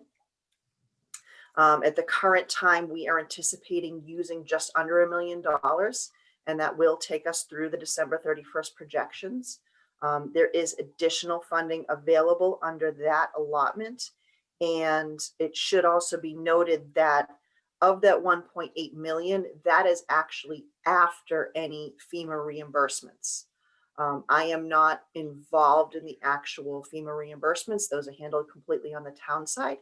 But anything that we send to the town in terms of a COVID-related invoice, if it meets the FEMA guidelines, then the town submits to FEMA for reimbursement. And they will get some funding back on that. Or if it does not meet the FEMA guidelines and it's just a strictly COVID related cost, that's not necessarily a PPE or cleaning item, then it gets taken out of that $1.8 million allotment that the town received. So certainly we have a lot of moving parts, but there is a significant amount of funding available to meet all of our needs. On the estimated expenditure sheet, the last two lines on that indicate, I've separated out, it's a revenue shortfall, one for the tuition revolving fund, for the kindergarten revolving account that we'll get into details in just a minute. And the second is for food service fund. Those two lines total $150,000. That is just a rough guesstimate at this time. The kindergarten revolving is an exact figure, but the food service revolving is an estimate at this time. So this particular shortfall cannot be charged to the CARES Act funding, but it can be charged to our operating line item of that $168,000 that we had earmarked for COVID-related costs. So at this point, that is how we plan on addressing those two particular revenue shortfalls with that particular line item. So to dive into the kindergarten revolving fund, we touched upon that at the FY20 closeout memo. There's a chart on the second page of this memo. Back in March, when we set the FY 2021 budget, we had anticipated having a beginning balance of $0, receiving a tuition revenue in the amount of $529,000. We had budgeted teaching and paraprofessional salaries totaling $423,000 coming from those funds. Health insurance and Medicare payroll tax benefits being charged to the fund of about $105,000, and other expense items for kindergarten registration, which totaled $529,000 as well, which brought our projected balance down to $0. Since March, obviously, when the COVID situation first arose, we have had this particular account on the forefront of our minds. Even at the end of June, when we were finalizing the budget, we knew that any additional savings in the salary line items would have to be focused and applied here. So as of the current time, we were able to carry forward a balance of the $166,926. We are anticipating a revenue of $45,000. That is for the enrolled preschool tuitions that have not been withdrawn from the program, that are still planning on continuing to attend. So that will give us total funding the amount of $211,926. So to use that line item, that funding source, we are planning on charging salaries of $179,062, benefits of $24,308, and the same other expense for registration items. So this will leave us a projected balance, year-end balance of just over $7,500 in the revolving tuition account for kindergarten and preschool. We were able to shift $243,938 to the operating budget for the existing salaries. To date, we've been able to absorb 175,000 of that 243. That leaves us with a balance of $68,350 that we have not yet been able to absorb within the salary budget. This is the amount that I am recommending at the current time, that we earmark a portion of those COVID funds within the operating budget. I do believe that the situation will actually improve. We will have additional salary budget savings. It seems to be a moving target, but every single day it seems to be getting better and better. Unfortunately, it's due to a large number of staff turnovers, a large number of leaves of absences. We are filling the positions, but we're filling them at a much lower cost, which is a great thing, especially if it's a temporary thing. And this is also a temporary situation. So 2 temporary situations will wash each other out, and we're not making permanent changes, which is a great thing. So at this time, I do expect that we will be using the 68,000 from that COVID line. That leaves the rest of the line essentially for to address any shortfall in the food service line. As I did mention, we are reducing staff or furloughing some of our cafeteria staff. We have asked for volunteers to be furloughed, which will qualify them for unemployment, as well as will enable them to maintain their health insurance benefits if they had qualified for that. This will be a cost reduction to that fund. In addition, we are reducing some hours in other cafeteria workers. So we are working through those numbers just as we speak right now. And once we have a better projection on that, we will report that out. And also the USDA did announce earlier this week, or maybe it was late last week, that free meals will continue for all students through December 31st. So this also means that we will not be collecting fees for lunches or for breakfasts. Those meals will be provided free of charge to any student who wishes to receive them. So that will certainly be a continual revenue source for us as long as the students are requesting the meals. So we are also trying to think outside of the box of other ways to increase participation, maybe in terms of staff, or in terms of putting together maybe some goodie packages that a parent can order to have delivered to in staff appreciation. So we're trying to think outside of the box about how to increase our revenue, because our actual meal revenue will be limited with the USDA free meals for all. So, but we will be working through those figures, and I hope, within the next couple of weeks, we'll be able to report out what we are projecting in terms of the school lunch revolving fund for that.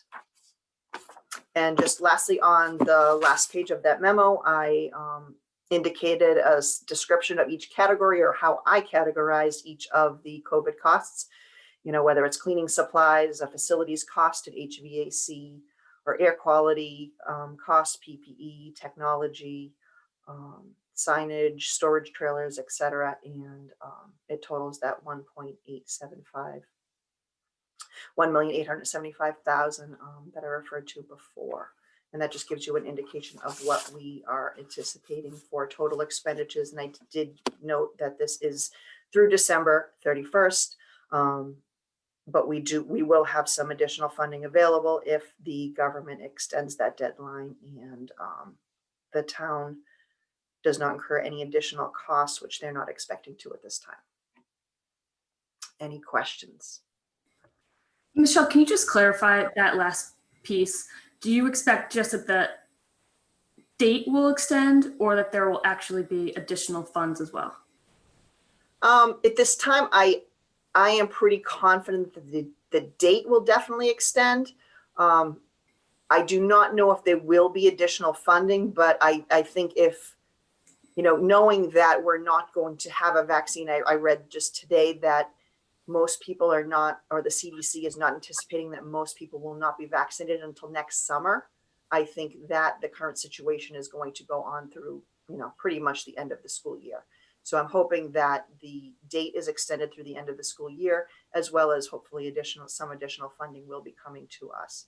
But a lot of these costs that we have incurred are one-time costs. Some of them are ongoing costs and will depend how long we are actually in session with students in our schools.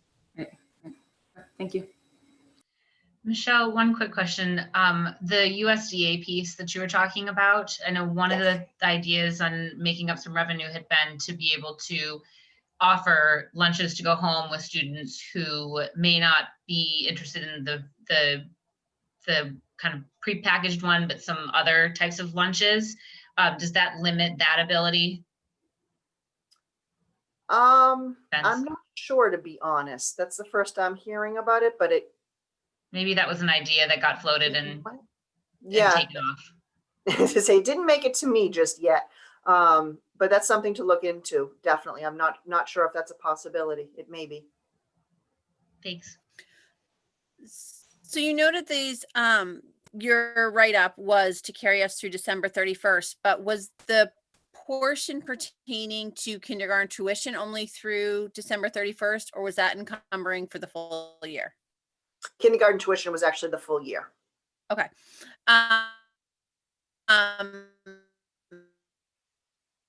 And then for those other expenses, we're looking at roughly a third of the school year. We're taking a little more than half the schools. We're going to take a large chunk, and they've been very supportive. But is it realistic to think that we're looking at a third of the year of our COVID expenses, and if we stay in the school for the full year, that we'll have enough? I mean, I know you said some of these were one time, but yeah, I mean, most of our technology costs are just one-time costs. We have ordered a significant amount of hardware, totaling over $400,000. Our software is also one-time costs, as it covers the entire year. Technology services that I have anticipated is to basically get our hardware up and running. So really the operational costs are going to be cleaning services, temporary cleaning services, and any additional PPE that we need. We have ordered a good chunk, probably to take us through between 4 to 5 months.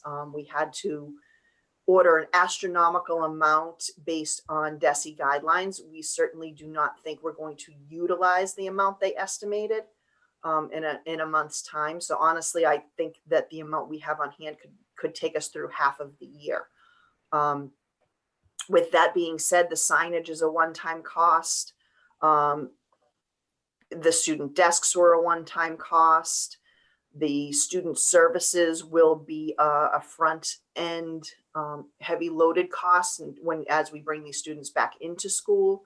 So I think a lot of these, and obviously, and not just go off on a tangent, but the HVAC assessment, that is a one-time cost for right now as well.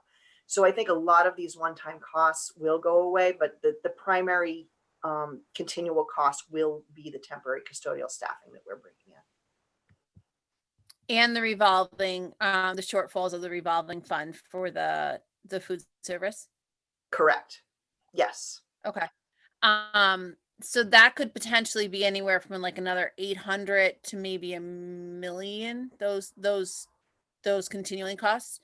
And do we have a rough estimate of, I know we'll have to pay a portion of the unemployment of the people that are furloughed. Is that in these numbers at all? It is not currently in these numbers because the amount that we're going to be responsible for is going to be probably pretty minimal. And in addition, they will qualify for any federal add-on that is voted. I know currently there was a additional amount voted through or approved through the end of August. There is an expected additional amount, hopefully, that will be coming that will be provided to these employees, but will not be charged to us. So we do not think it's going to be that large.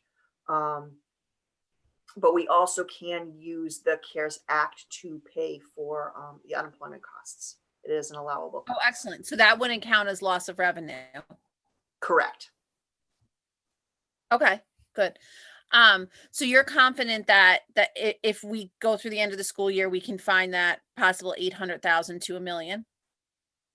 I think so, between what the town has available, the FEMA funding that they're gonna get back to basically bring their 1.8 million to a higher number. And we are obviously the largest user of that 1.8 million. And they have pretty much committed to saving every opportunity they can in the CARES Act to make sure that all of our needs are met. So I am confident in that. And honestly, given the current school year, it's not going to be operations as normal. So I do expect some savings, whether it be transportation, sped tuitions. A lot of our special ed programs are actually operating in a remote situation now from our out of district schools. So there's going to be some transportation savings there. So there's a lot of moving parts right now that we have our eyes on, that we're not quite yet certain, but I'm confident that we will be able to make this work. I am not And concerned. that's really good to hear about the outplacement transportation, because that's such a huge driver. I was concerned where you can transport fewer people in a vehicle, that actually was going to go skyrocketing. But you're saying we're going to recoup some savings there. So that's really huge. It could. I mean, the students that we are transporting, those costs may skyrocket, but we also have some situations where we no longer need to transport a student. So, so there's a lot of moving parts that we're trying to keep track of right now, but without us actually being in session yet, and without some of these schools not yet being in session, it's really a guessing game. David, Thank did you, you Michelle. have- Your numbers are always so easy to kind of understand and go through. Thank you so much for the way you break it down and present. No problem. You're welcome. David, did you have a question? I did, Michelle. Clearly the two biggest expenses on this, other than cleaning, I guess we could say, is custodial temporary staffing and the technology for hardware. Could you just, are these assumptions that this can, the first thing I guess is, I'm sort of always a little bit more glass half full that things will get better, but these assumptions and what you've encumbered are for expenses for the entire year. But also, could you just also talk about the custodial temporary staffing and the technology hardware that we're spending $400,000 on? The technology hardware that we have spent just over the 400,000, that encompassed ordering 490 Chromebooks for students, and that included ordering 260 iPads. Those are on order. Some of the Chromebooks we have already received. The second shipment, we have been informed that we have our orders in, and we should receive those probably within the next month. Our iPads, I believe we have received those. If not, they are coming very shortly. So those are certainly one-time costs. We did anticipate acquiring some hardware this year, but nowhere near those amounts. So certainly the CARES Act has benefited us in this regard, where we got a large number of hardware devices that we initially did not anticipate before this whole remote learning situation came about. And those devices will go to students in need that don't necessarily have them? Correct. Okay. Yes, we have committed to providing devices to any student who needs a device in order for a remote learning situation. Absolutely. Or if we're in a hybrid situation, that might be technology that can be used in both instances, in the school as well as at home. Correct. Yes. Okay. Yep. All right. So obviously that cost will not be reoccurring whatsoever, because we have that large influx of the technology. The custodial temporary staffing, we're currently ballparking it at about 30,000 a week. We have an RF or not an RFP or an IFB information for bids, or invitation for bids, I'm sorry, out currently on the streets. We will have bids due on September 14th. At that time, we will have an indication of what the actual rates will be. We're anticipating bringing in additional custodial staff of about 30 people per week, pretty much on a daily full-time basis. Currently, we do have a number of vacancies. They're temporary vacancies in our custodial staff. We have 2 people currently out on workers' comp. We have another one out just on extended sick leave, and I believe we have another position not yet filled. So right now we are down 4 custodians on a regular basis. That's hurting us, but the custodians that are on extended leave are no longer being paid. So that does result in some staff savings as well. And that has not been added into our salary budget. Right, but it's about anticipated expenses to keep the schools clean Exactly. and Exactly. having this temporary staff come in. Right. Yeah. Okay. So really that's the only ongoing cost that I see besides the cleaning supplies, but we really hit the cleaning supply ordering hard because we were afraid that the products just would not be available. Right, The amount right. of hand Yep. sanitizer we have on hand, the amount of disinfecting wipes we have on hand is just astronomical. I honestly believe that we will make it through the whole entire school year with what we have. Right. If you walk over to Vets Middle School, you will not believe the amount that we have on hand. So I think that number is pretty much set for the year. Okay. I don't expect that to be increasing too much either. So really the one piece that will be ongoing is the custodial staffing. All right. Thank you very much. You're welcome. Storage trailers just for our cleaning supplies. Some of it's cleaning supplies, most of it's furniture we had to remove from the Just classroom. kidding.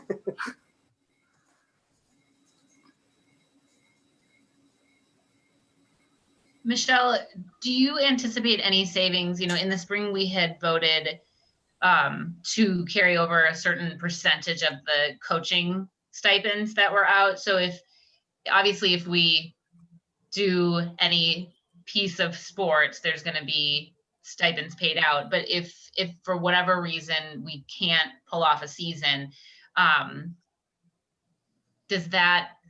do those percentages carry through, or would we revote them, or are there going to be any anticipated savings or expenditures with that?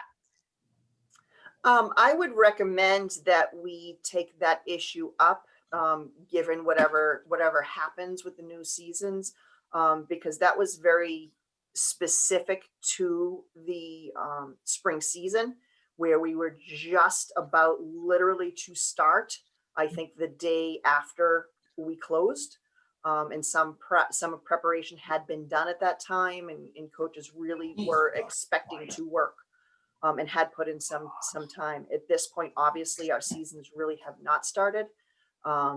So we certainly should take that issue up for discussion, going forward with whatever happens, whether we have pretty much a full season or we have a half a season, or we barely have any of a season. But I think we should take that up.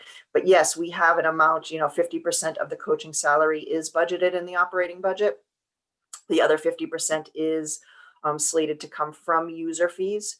So certainly if the coaching salaries were reduced to just 50% and we did have some user revenue, we would see some savings. In addition, obviously the athletic transportation issue is unknown. We don't know, what transportation will look like. We obviously have guidelines that we need to follow. But we also have a new school bus that we have on order currently. So we will actually have a fleet of 4 full-size school buses, 4 Marblehead schools, and maybe we can utilize some of that. That should be received, I believe, in November. We're looking at receipt of that new bus. At this time, we are also possibly looking at leasing 2 additional special ed vans that we had anticipated for this budget. We honestly have not had a moment to put out bid specs for those. And because we are limiting our transportation to only students that we are required to transport either due to the distance from their school or because of an IEP requirement, our transportation numbers of students has been greatly reduced. So we're taking all that into consideration as we, look forward into our busing needs and transportation needs from outside vendors as well. Okay, thanks. You're welcome. Just a quick question, and Todd may be the one to answer this, but you're the one that informed us, so I'm gonna throw it at you, sorry. Those 4 custodians that were down, given that we're in a pandemic, and are we confident those positions will be filled, or those people will be back to work before we have students in schools and in fuller buildings? 2 of them are on a longer term workers' comp situation. I do not anticipate those 2 people to be back. And both of those are currently off of our payroll. So we do have savings. And if we need to hire either temporary staff or apply a portion of their savings to the contracted temporary staffing, we can certainly do that. But those Okay. vacancies were taken into consideration when Todd came up with the number of 30 additional bodies needed for to address our needs. Okay, I just want to make sure Todd has what he needs. Yep. Oh, I'm sure he could use 100 people, but we're trying to be reasonable, and he's been great about that. He tries to do things, in the most economical way, but sometimes we need to spend the money to meet our needs. All right. Thank you, Michelle. Your updates are always fantastic. We really appreciate it, and all the details and the ability to ask all these questions and have them answered. It's amazing. No problem. That will move us on to school committee communications and discussion. I am going to ask that we actually table the resolution discussion that's on the agenda for this evening. It would require a vote, and I missed the fact that a vote didn't get noted on there. So we will table that one and then move it to the 17th. And actually, Emily had talked with me earlier today about getting another resolution on for the 17th. So that'll enable us to talk about a couple of resolutions at the same time and vote on them if we feel that that's necessary. Sarah, can I just request that we read the proposed resolution to the public? Because I think that one is pretty impactful, so that I think the public would like to hear it before. I actually thought we wasn't on for a vote, so that we present it to the public so that the next time we can hear feedback on it in public comment before we vote. I thought the lack of a vote was intentional. I mean, I'm not opposed to reading it. I guess I would just, I guess I would just prefer to move it along. I mean, it's after 9. If we're not gonna have a discussion on it this time, it'll definitely be back up next time for sure. Because I agree, it is a resolution that we want to discuss and hopefully move forward with a vote on it. And one thing though, Sarah, just to add on to that, is that next week, if we decide that we want to think about it, we don't necessarily have to vote on either of them next week either. If we just want to kind of attack it then and allow for public comment the following one, or for us to think about it a little bit. So there's no vote mandated next week either. It's just, let's move it along since we've got a number of other things on our agenda still.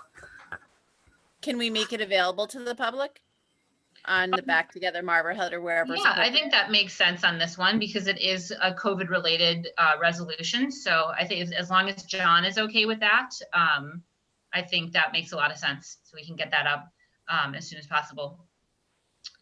And then, yeah, so we'll look at that one again on the 17th, not because we've talked about it. We'll hammer out that other off-cycle meeting in new business, but this one will go on with the regularly scheduled meeting.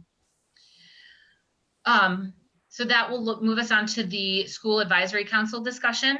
Emily, I will turn it over to you. I know you and John worked on this offline as discussed. Okay, so John and I met after the last meeting, and we came up with alternatives to having school committee members on the school advisory councils at our various schools. And we tried to create new ways to create or increase visibility and approachability of the school committee within the district with parents and families and staff. And so some of the things we came up with were our learning walks, where John would have regularly scheduled walks through schools with the superintendent, the principal, and one school committee member. And they would tour the school, be able to ask the principal questions. And these could be scheduled once a week. If we would schedule with John, we can go see every school, and throughout the school year, we will have those schedules for all of us to see each school and meet with each principal. The second idea, or to add on to that, is for the sixth grade, the middle and high school, to have pizza lunches to get 10 to 15 students have lunch, and a school committee member would meet with them, have them ask questions, bring up concerns. So that's a way for us to get in front of actual students. The next idea is to have 1 to 2 school committee members sit in on faculty meetings. Then another event that could be scheduled are school committee member coffees with parents. So again, 1 to 2 school committee members can hold morning coffees,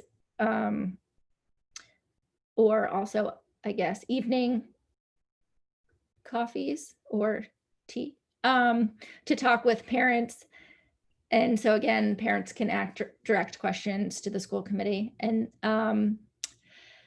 the next thing is to have the school principals present at our school committee meeting. So each meeting, a principal would present just a short school-related update, 10 to 15 minutes long, to just, tell us what's going on in the schools. And then the last thing is to have a school committee member attend the central council meetings, which are the meetings of the presidents of the PTOs and PCOs in the district. And so that's a way for the school committee to see another aspect of the district and what's going on. And then with all of these people, the school committee members could have the option to report back to us to see what they've learned, if things came up, and then we can talk about it. So those are some of the options that we came up with in our meeting. And I thought they were great ideas to really get us out there and get us talking with people and learning and meeting everybody. So I guess we can talk about it. I don't know how people want to. Yeah, absolutely. We can definitely open this up. How they feel about it. Yeah, I like all of those ideas. They're really good ideas, and I think interestingly, they might put us into the community and into the schools in a more effective and impactful way than maybe even the SACs have had in the past. I love the pizza lunch idea. I'm down for that.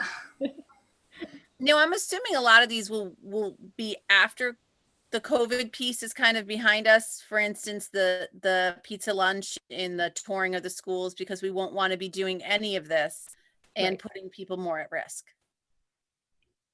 Exactly. Okay. Yeah. So that, I mean, a lot of these are like a year out. I personally really like the way we've done the SACs. I felt like it's extremely collaborative. It makes the school committee members part of an equal team with, our community members, our teachers, our administrators. And I've had the opportunity for 5 years now to serve on them. And I've found it extremely beneficial, whether it's, as a school committee member or as the parent rep, to kind of all work together as a team towards common goals. And I worry that doing away with them will further kind of silo us. I worry that some of our procedures lately are feeling like we're kind of siloing ourselves a little bit. But that's just my point of view, and it's to the will of the committee.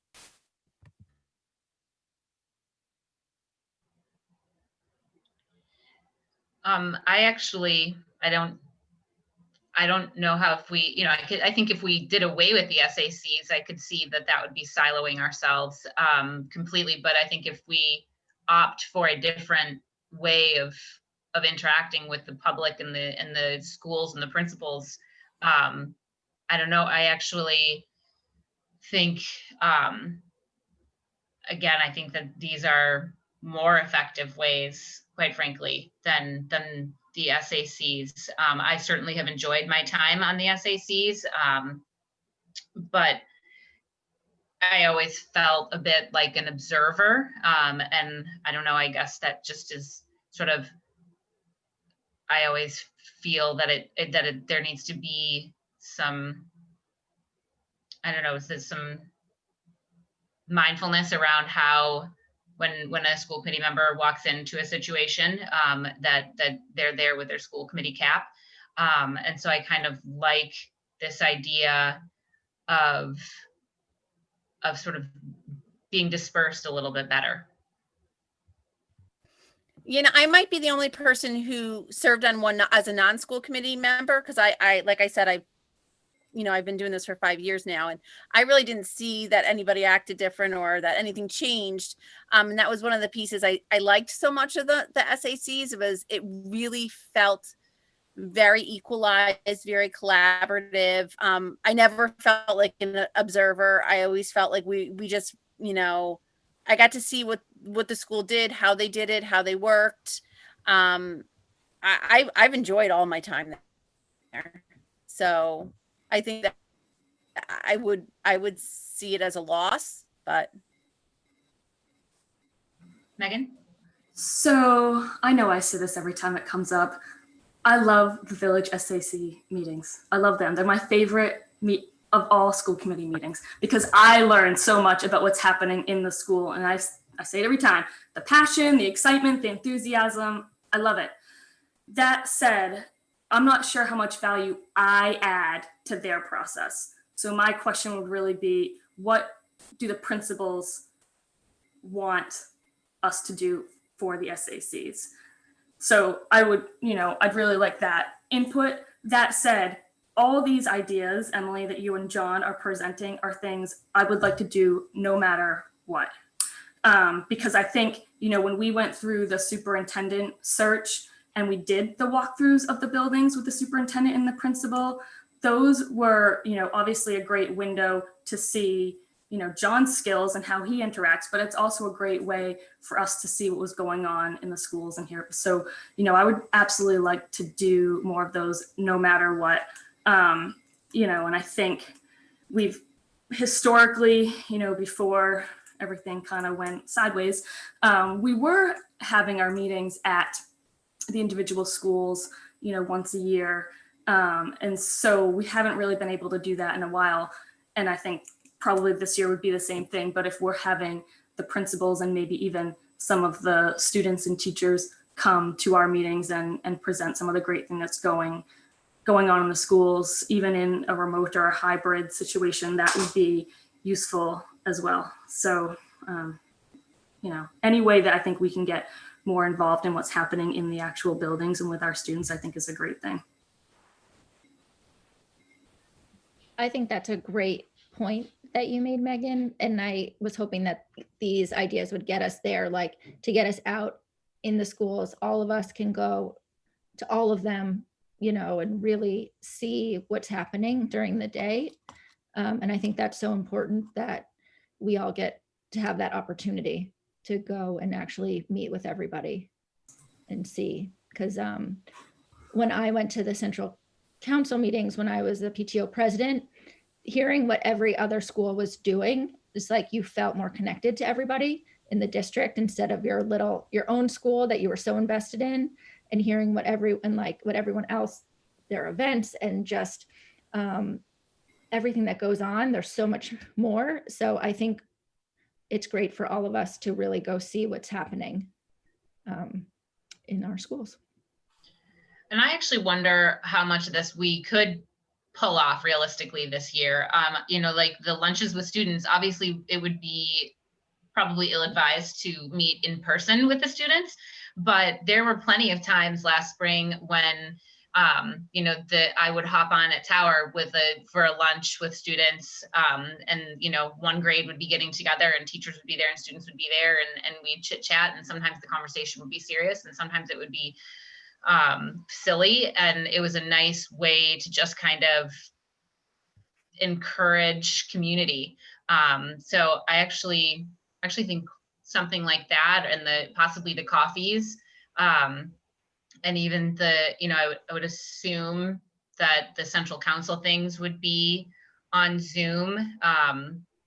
That some of these it might be an interesting year to actually look at this, because the SAC meetings might be different. I know certainly when COVID knocked everything off kilter last spring, the SAC meetings didn't happen quite as often. So I wonder if this might be a nice test run for this in an odd year anyway.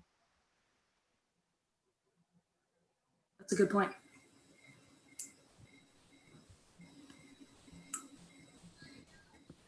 And at the end of the day, they're public meetings, so anybody that still wants, any of us who still want to partake in them can and will.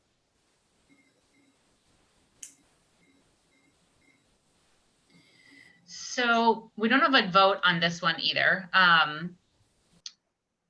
So do we want to take the next 2 weeks to kind of think about it and come back? Or, you know, Emily, do you have a way that you want to see us handle it?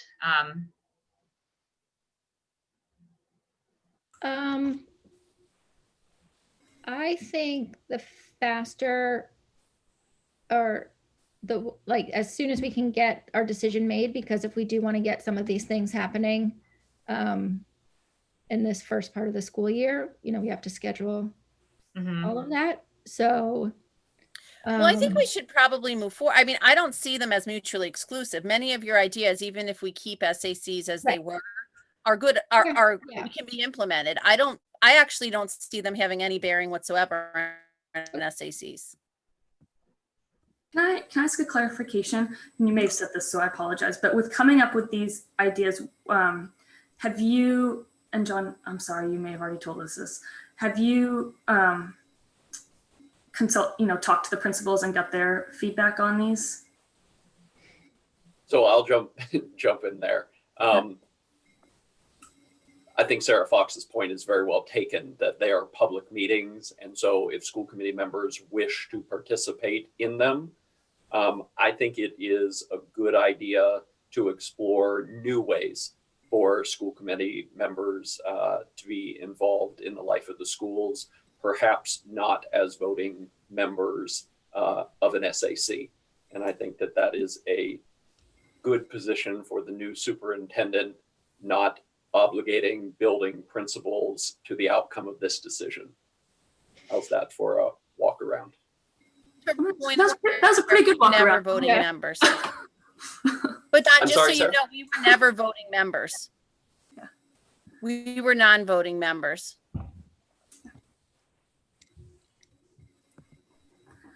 Well, I'm good with getting some of these, Okay. going personally.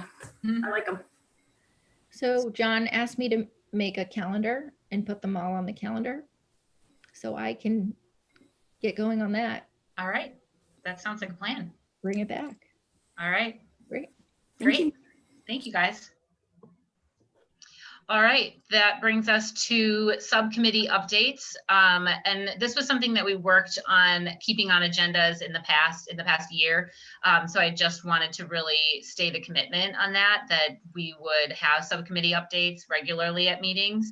I know that obviously we're kind of all flying by the seat of our pants here. And most subcommittees are not scheduled to meet yet, but just to kind of keep it on everybody's radar. Emily and I are scheduled to meet for the policy subcommittee tomorrow morning. We did choose to have that meeting in person and at Widger Road. That was, I think as we look as a district to return to as normal functioning as we can return to, I think it makes a lot of sense to be attempting as the school committee to return to as much normal as we can return to as well. So that was the thinking behind that. It is obviously a public meeting. We've consulted the AG's office. If it, we'll have chairs for the public set out and socially distanced, and masks will be required. If we get to a number who come that the space is too small for it, Lisa's booked a bigger space in that same in Widger Road, and we can always move it outside as well. It looks like it's going to be beautiful tomorrow. So that's the plan on that.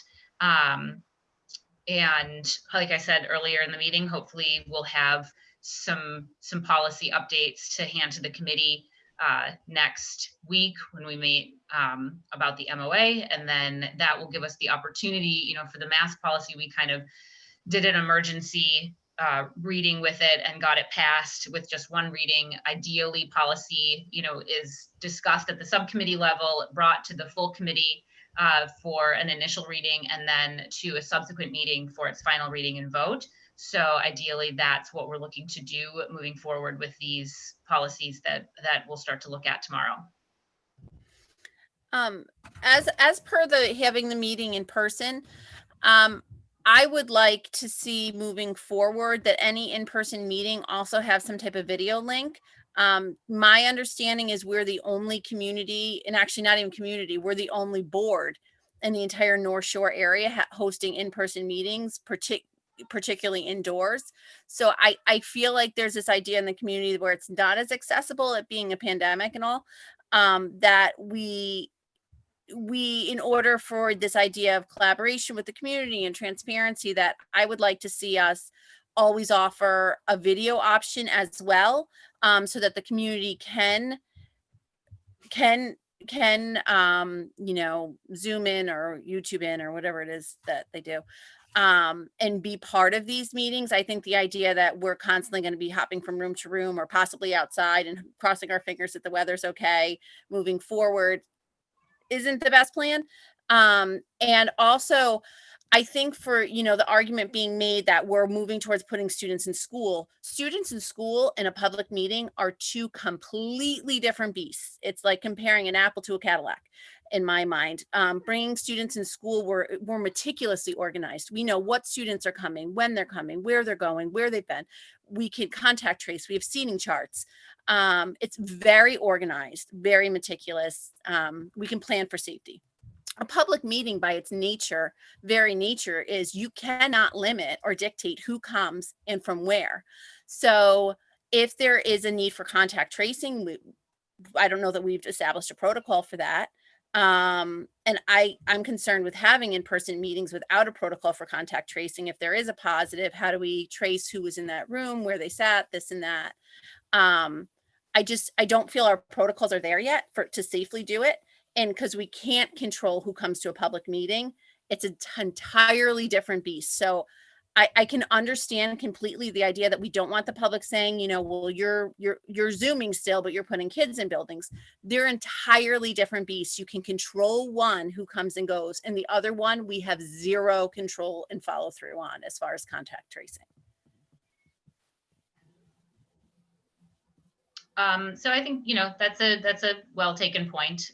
And certainly as we move as a committee to meet mostly in person as the school committee members, those meetings would absolutely have a Zoom component for public participation, as well as public viewing, hopefully on multiple platforms. And I think, I just, as wonderful as Zoom is to be a stand-in for these types of things, that it's allowed us to do business, it's allowing us to run classes and be effective and move society forward. It certainly is not as easy to use as in-person meetings. And I just really don't want to see us struggle to get business done while we kind of trip over ourselves to run Zoom meetings as well, while we're also running in person, because it's not the easiest thing to do as you're trying to participate in a meeting and control a weight room and manage any kind of Zoom bombing situation that might come up. So I think, for the subcommittees, at least, where we don't tend to get vast amounts of public participation to begin with, for myself, it just made some sense to be able to start to meet in person. I mean, we're not talking about moving 100 people from room to room. I will say the budget meetings, I mean, we've been packed elbow to elbow. I mean, I can tell you, I can remember Paul Baker on many occasions being, right next to me, which it's great that people are involved and want to be there. But the idea that we're going to fit the people that are interested 6 feet apart in these rooms, I don't know. I think the budget one is one that we should, we're going to have to plan for a little bit. I'd like to see much more regularly scheduled budget meetings than maybe we did in the past. And also, we know that we have interest there, so we have to plan accordingly, especially when we're talking about space. That's probably the one where we do get the most interest, and we have to plan accordingly for that. But I will say, I absolutely think our meetings were more effective and efficient when we were in person. And what we're doing there is those are more like working meetings, and we bring everything back to the school committee. So it's not like we're making any decisions in those subcommittee meetings. They're actually, like I said, they're more working, and then we bring them back to the full school committee for discussion, votes, and action to be taken. And those, I do think that we should, still make continue in this form for accessibility, for at least the, short to medium term. The policy one, being on the policy subcommittee for the past 2 years, we've never, I can't say never, maybe once we had some person come, so I think we know the ones that we should expect, greater attendance, and we have to plan accordingly for that. But I don't think it should preclude us from trying to work as effectively as possible. And I do think the in-person ones get us a little bit further along on that. You can still have an in-person meeting. You just would, in my opinion, you would also, have it available to people who aren't in the room or can't be in the room. Part of an open meeting is being accessible, and there are people with health and underlying conditions where we're making it non-accessible to them. It's an accessibility issue too, I think. Yeah, but I think, again, as Megan pointed out, this is a piece where no actual decisions are made that are going to be carried forward to the district. It's all planning, and that it's brought back to the full committee, which there is absolutely a commitment to being continuing to be within Zoom and online in multiple formats. I mean, we're recording this. Everybody has access to Zoom, and it's being streamed live on YouTube. So there's certainly is a dedicated commitment to having people be able to access when decisions are being made. Does anybody else have any plans to put a subcommittee meeting on the books at any point? Or are we still working? David and I have actually started talking about what's going to work schedule-wise, and I do think, like I said, especially for budget, that's probably one where we want to get a more regularly scheduled meeting in place, for our own schedules, but also just so the public's aware, and we can kind of start working with the town on that too. Right. Fantastic. Well, I know Emily and I will have things to report on this policy subcommittee. I think it might be a busier year with that one as we work to bring things forward. David, school building project update. Is there any chance you can share your screen with me? Just briefly? Can I make you, do you have it? Can I give you co-host abilities? Right, if you do that, I guess. And then you can Okay, share your yep. screen. No, it's there, it's there. So can people see that? Here we go. Is this visible? Yep. Okay, and I won't do the whole 5 minutes of the video, but so as I mentioned at the beginning of the meeting, we had the topping off ceremony, and MHTV was nice enough to put together this video. And I'm just gonna do the first minute of the video because I think it's really cool, and for people to see, even if they're logging on and have already seen it. But so here we go.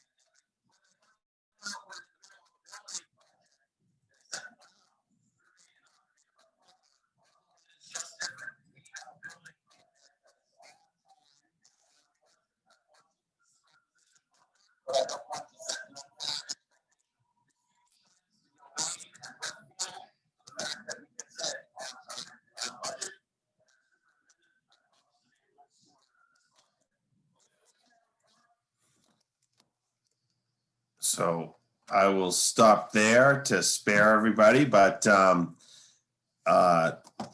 thanks, John.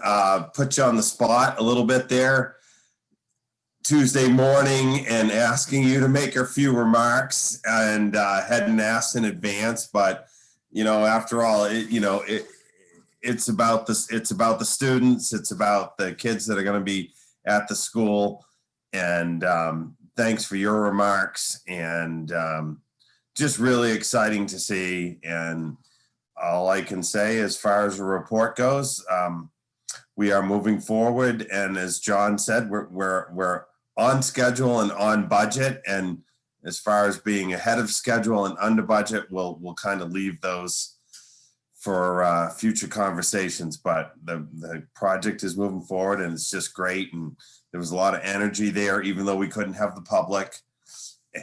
And seeing the students sign the beam and it's permanently in the building, I just think that's really cool. One of the things we might do, David Sandin was saying, is to try and do a time capsule, like you hear, buildings do and you have a little brick where there's things that can get put in the corner of the building. So, we're going to continue to do those kinds of things to just try and celebrate the success of the project as we go forward. And that's all I have. Very cool. Thanks, David. David, oh, sorry, go ahead, Sarah. No, go ahead, Meg. Oh, you're good. Go for it. It was a really fun morning. I was really glad that, that we got to participate.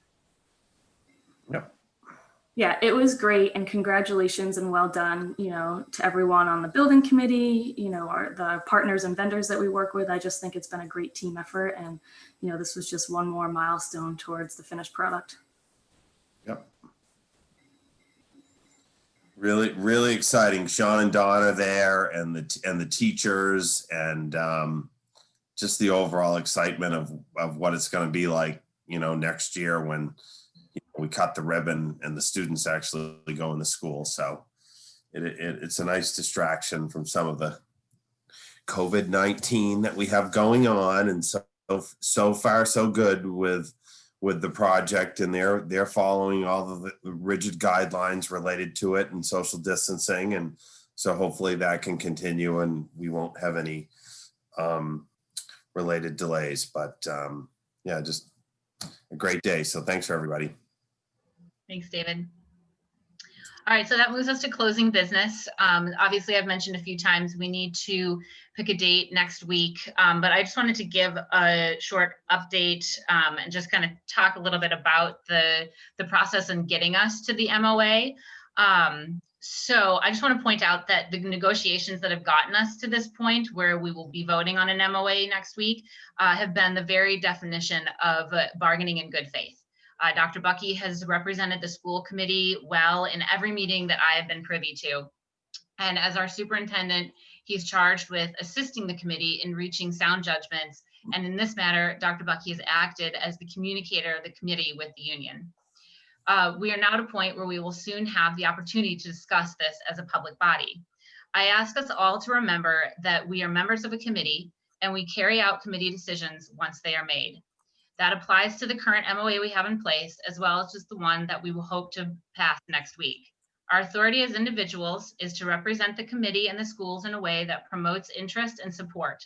When negotiations with the union happen in a climate of mutual trust and understanding, that goal is much more easily met.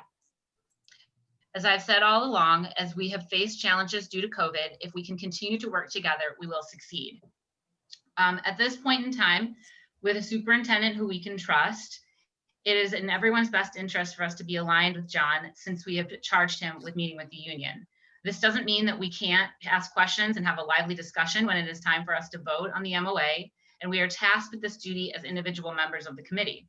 However, we need to remember that none of us should be eroding the process by engaging in any kind of direct dealing with any of the members of the union. This undermines our employees' belief in the union's ability to represent them as they are entitled to by statute, and in our ability to maintain our primary responsibility to the children of the district. It also erodes the credibility of Dr. Bucky as the superintendent, and I know that's not what any of us want to do. Direct dealing can be tempting and is a slippery slope in a small community where we know each other. However, it is always a violation of the law. We can communicate accurate information to employees, but we may not bypass the union and deal directly with employees.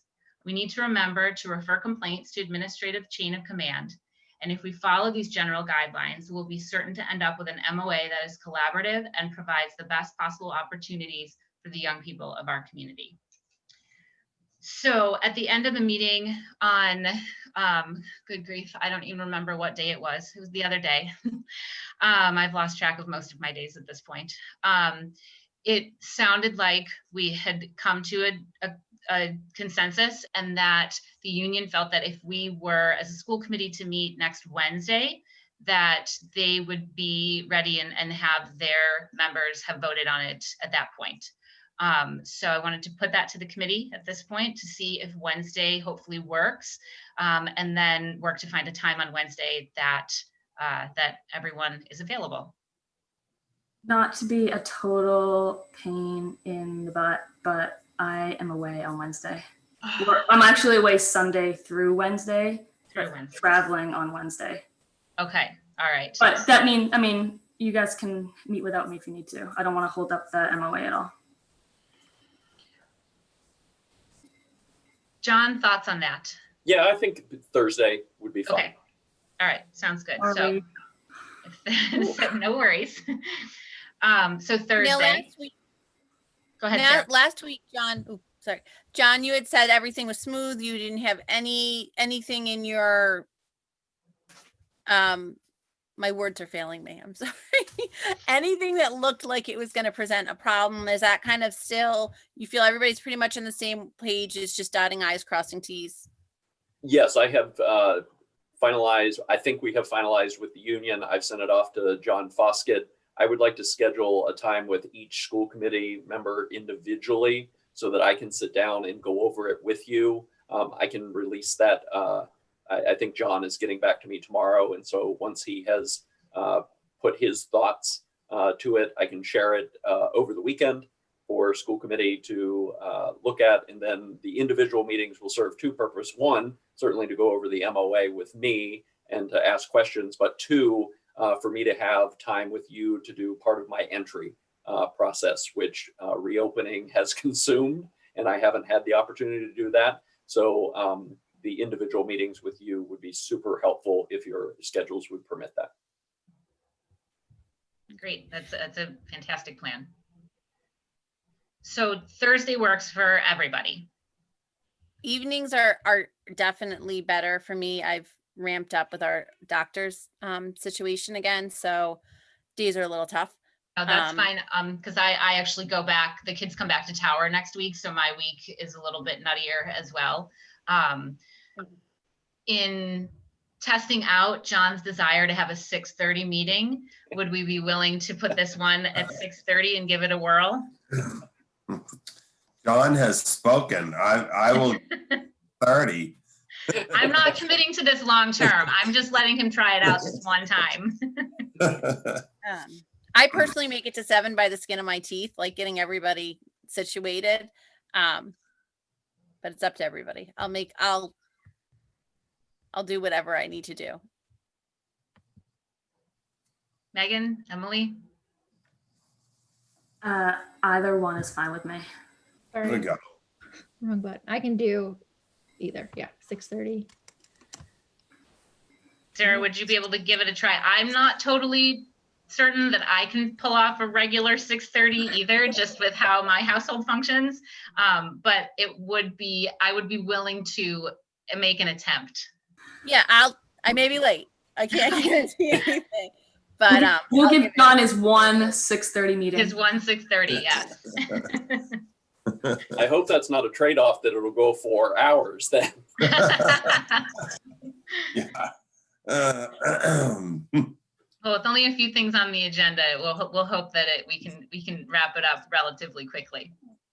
And David, this doesn't cross over on a building committee, right? No, we're not on tap next week. Okay, good. Yeah, we're good to go. Yep, good point. All right, so Thursday, I don't even know, I think that's the 10th, Yes. at 6:30. Okay. Got it. All right, thanks for everybody's flexibility. All right, any other new business? I had something the whole meeting I was holding, but I literally, it's get it. gone. It's gone now. I can't. Well, if you remember it and you want it on a subsequent agenda, just, let me know and we'll get it on. Okay, Okay. sounds good. All right. So with that, I will adjourn us at 9:46. Thanks, everyone. Thank you. Yeah. Good night. Good night.